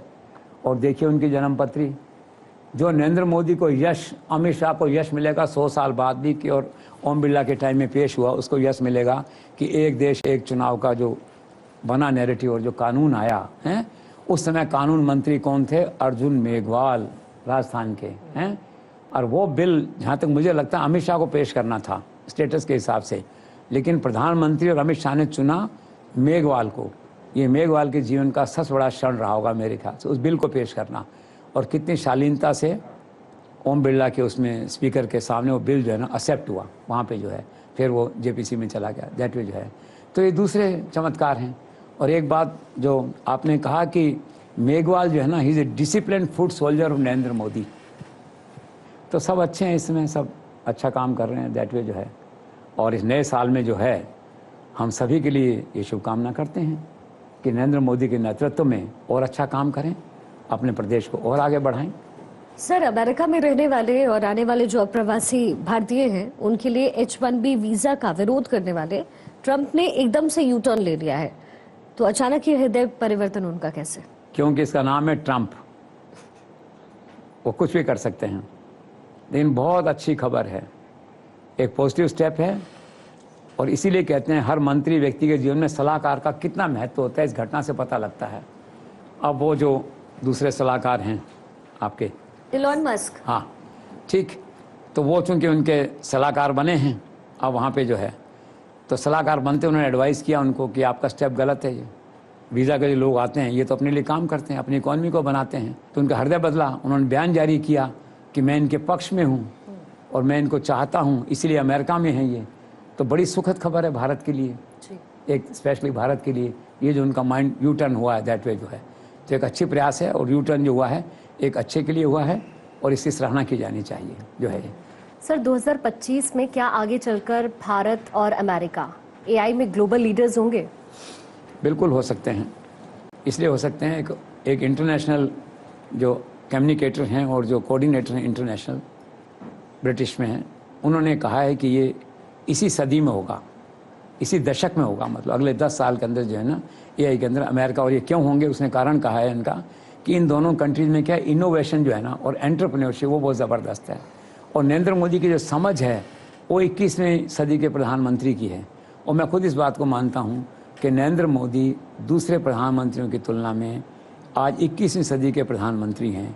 वो भारत में रहते हैं, भारत के प्रधानमंत्री हैं, उनका मन दिमाग स्ट्रैटेजी यूरोप जैसी है, अमेरिका जैसी है, टॉप जिसे कहते हैं ना, मतलब टेक्नोलॉजी के साथ। क्या था 11 साल पहले मुख्यमंत्री थे ना, मैंने कितने मुख्यमंत्री देखे हैं। कोई सोचता है टेक्नोलॉजी के बारे में, कोई सोचता है आर्टिफिशियल इंटेलिजेंस के बारे में, कोई सोचता है टेक्नोलॉजी के बारे में, कोई सोचता है स्टार्टअप के बारे में। नहीं, ये वहाँ भी सोचते थे अहमदाबाद में, और यहाँ के बड़ा प्लेटफार्म मिला है। तो आपने खास बात देखी होगी कि पॉलिटिशियन ज़रूर हैं, वो जनता के हृदय सम्राट कहो या पॉपुलर हैं, वो एक अलग विषय है, ठीक है। लेकिन एट द सेम टाइम क्या है, he is highly qualified and technically sound prime minister of the country. आप ये देखिए, तो इसी बात को देखते हुए कहा जा रहा है ये कि अमेरिका और नरेंद्र मोदी मिलके इस दशक के अंदर 1 या 2 दशक में आगे चल के है ना, दिल बी द बेस्ट प्लेयर, दिल बी नंबर 1। ये इसलिए कहा गया है क्योंकि नरेंद्र मोदी की जो रुचि है वो टेक्नोलॉजी में है। आज अगले साल का जो प्लान बनाया है नरेंद्र मोदी का, मैंने कहीं पढ़ा उसको, आप देखें, आप ऐसा लगेगा अमेरिकन प्रेसिडेंट का प्लान है। इतना एडवांस प्लान है, इतना टेक्निकल साउंड प्लान है वो जो है। So this is good. Sir अंतिम सवाल, क्या 2025 में युद्ध विराम हो सकेगा ईरान, इजराइल और साथ ही यूक्रेन और रूस के बीच में? वो मैंने पहले आपसे कहा कि रूस और यूक्रेन में तो मेरा मानना है कि निश्चित तौर पे होगा, अक्टूबर से पहले हो जाना चाहिए, अगले 7-8 महीने के अंदर। और उसमें मेजर प्लेयर एक नरेंद्र मोदी होंगे निश्चित तौर पे, because the equation which he has with Putin even America doesn't have, तो इनका रोल रहेगा वहाँ पे। दूसरी बात जो आपका है इजराइल और ईरान वाला, वो होगा, टाइम लग सकता है उसमें। उसका रीज़न क्या है, इजराइल बहुत ज़िद्दी किस्म का है राष्ट्र, लेकिन अमेरिका के नियंत्रण में है। चूँकि अमेरिका के सामने चुनौती ये है कि इन दोनों को फंडिंग नहीं कर सकता वो, न तो यूक्रेन को फंडिंग कर सकता है, न इसको इजराइल को फंडिंग कर सकता है अमेरिका। साधन सीमित हैं, युद्ध के जो खर्चे हैं उससे इकॉनमी नहीं चल सकती। और ट्रंप बेसिकली क्या है, डेवलपमेंट ओरिएंटेड व्यक्ति हैं, डेवलपमेंट ओरिएंटेड माइंड हैं। इसलिए ये माना जा रहा है कि जो आर्थिक कठिनाइयाँ हैं, जो इकॉनमी की सिचुएशन है कि लंबे समय तक वॉर को अफोर्ड नहीं किया जा सकता, ठीक। तो ये दोनों में पॉजिटिव प्रोग्रेस होगी, ये अक्टूबर तक हो जाएगा मेरे ख्याल से। और इसमें भी युद्ध विराम तो इजराइल और ईरान के बीच में आप मान लीजिए, उसके 2 कारण होंगे। एक तो इजराइल ने पीटा बहुत है ईरान को, और ईरान मन में डरा हुआ है उससे कि पता नहीं फिर किसको पीट दे आकर के हमारे यहाँ घर के अंदर आकर के, दैट जो है। उधर से अमेरिका का प्रेशर है। I think we will have a good news by the end of 2025 on this front, ऐसा लगता है। So we all expect the good news by the end of 2024 and ahead of 2025। और क्योंकि the JC show में हम सरकारों के strike rate की बहुत चर्चा करते हैं, लेकिन क्योंकि आज का शो प्रेडिक्शंस पर है, तो आपके शो के जो प्रेडिक्शंस रहते हैं उनका स्ट्राइक रेट 2025 में और ज्यादा बेहतर रहे, इस बात की उम्मीद करते हैं। आपके लिए 2025 बहुत अच्छा रहे, आपके लिए अच्छा है तो हमारे लिए 2025 बहुत अच्छा रहेगा, और साथ ही तमाम दर्शकों के लिए भी 2025 आने वाला साल बहुत शानदार रहे, इसी बात की उम्मीद कर सकते हैं, क्योंकि आज का द जेसी शो इस साल का अंतिम एपिसोड है। बहुत बहुत शुक्रिया सर आपका, द जेसी शो में आप हिस्सा बने और 2025 के लिए तमाम प्रेडिक्शंस आपने सामने रखे, और इसी तरीके से न सिर्फ सोशल मीडिया पर बल्कि हर जगह भारत 24 और द जेसी शो को आप आने वाले साल में भी इसी तरीके से प्यार देते रहिए। Thank you so much sir, बहुत बहुत शुक्रिया आप सभी दर्शकों का हमारे साथ जुड़ने के लिए।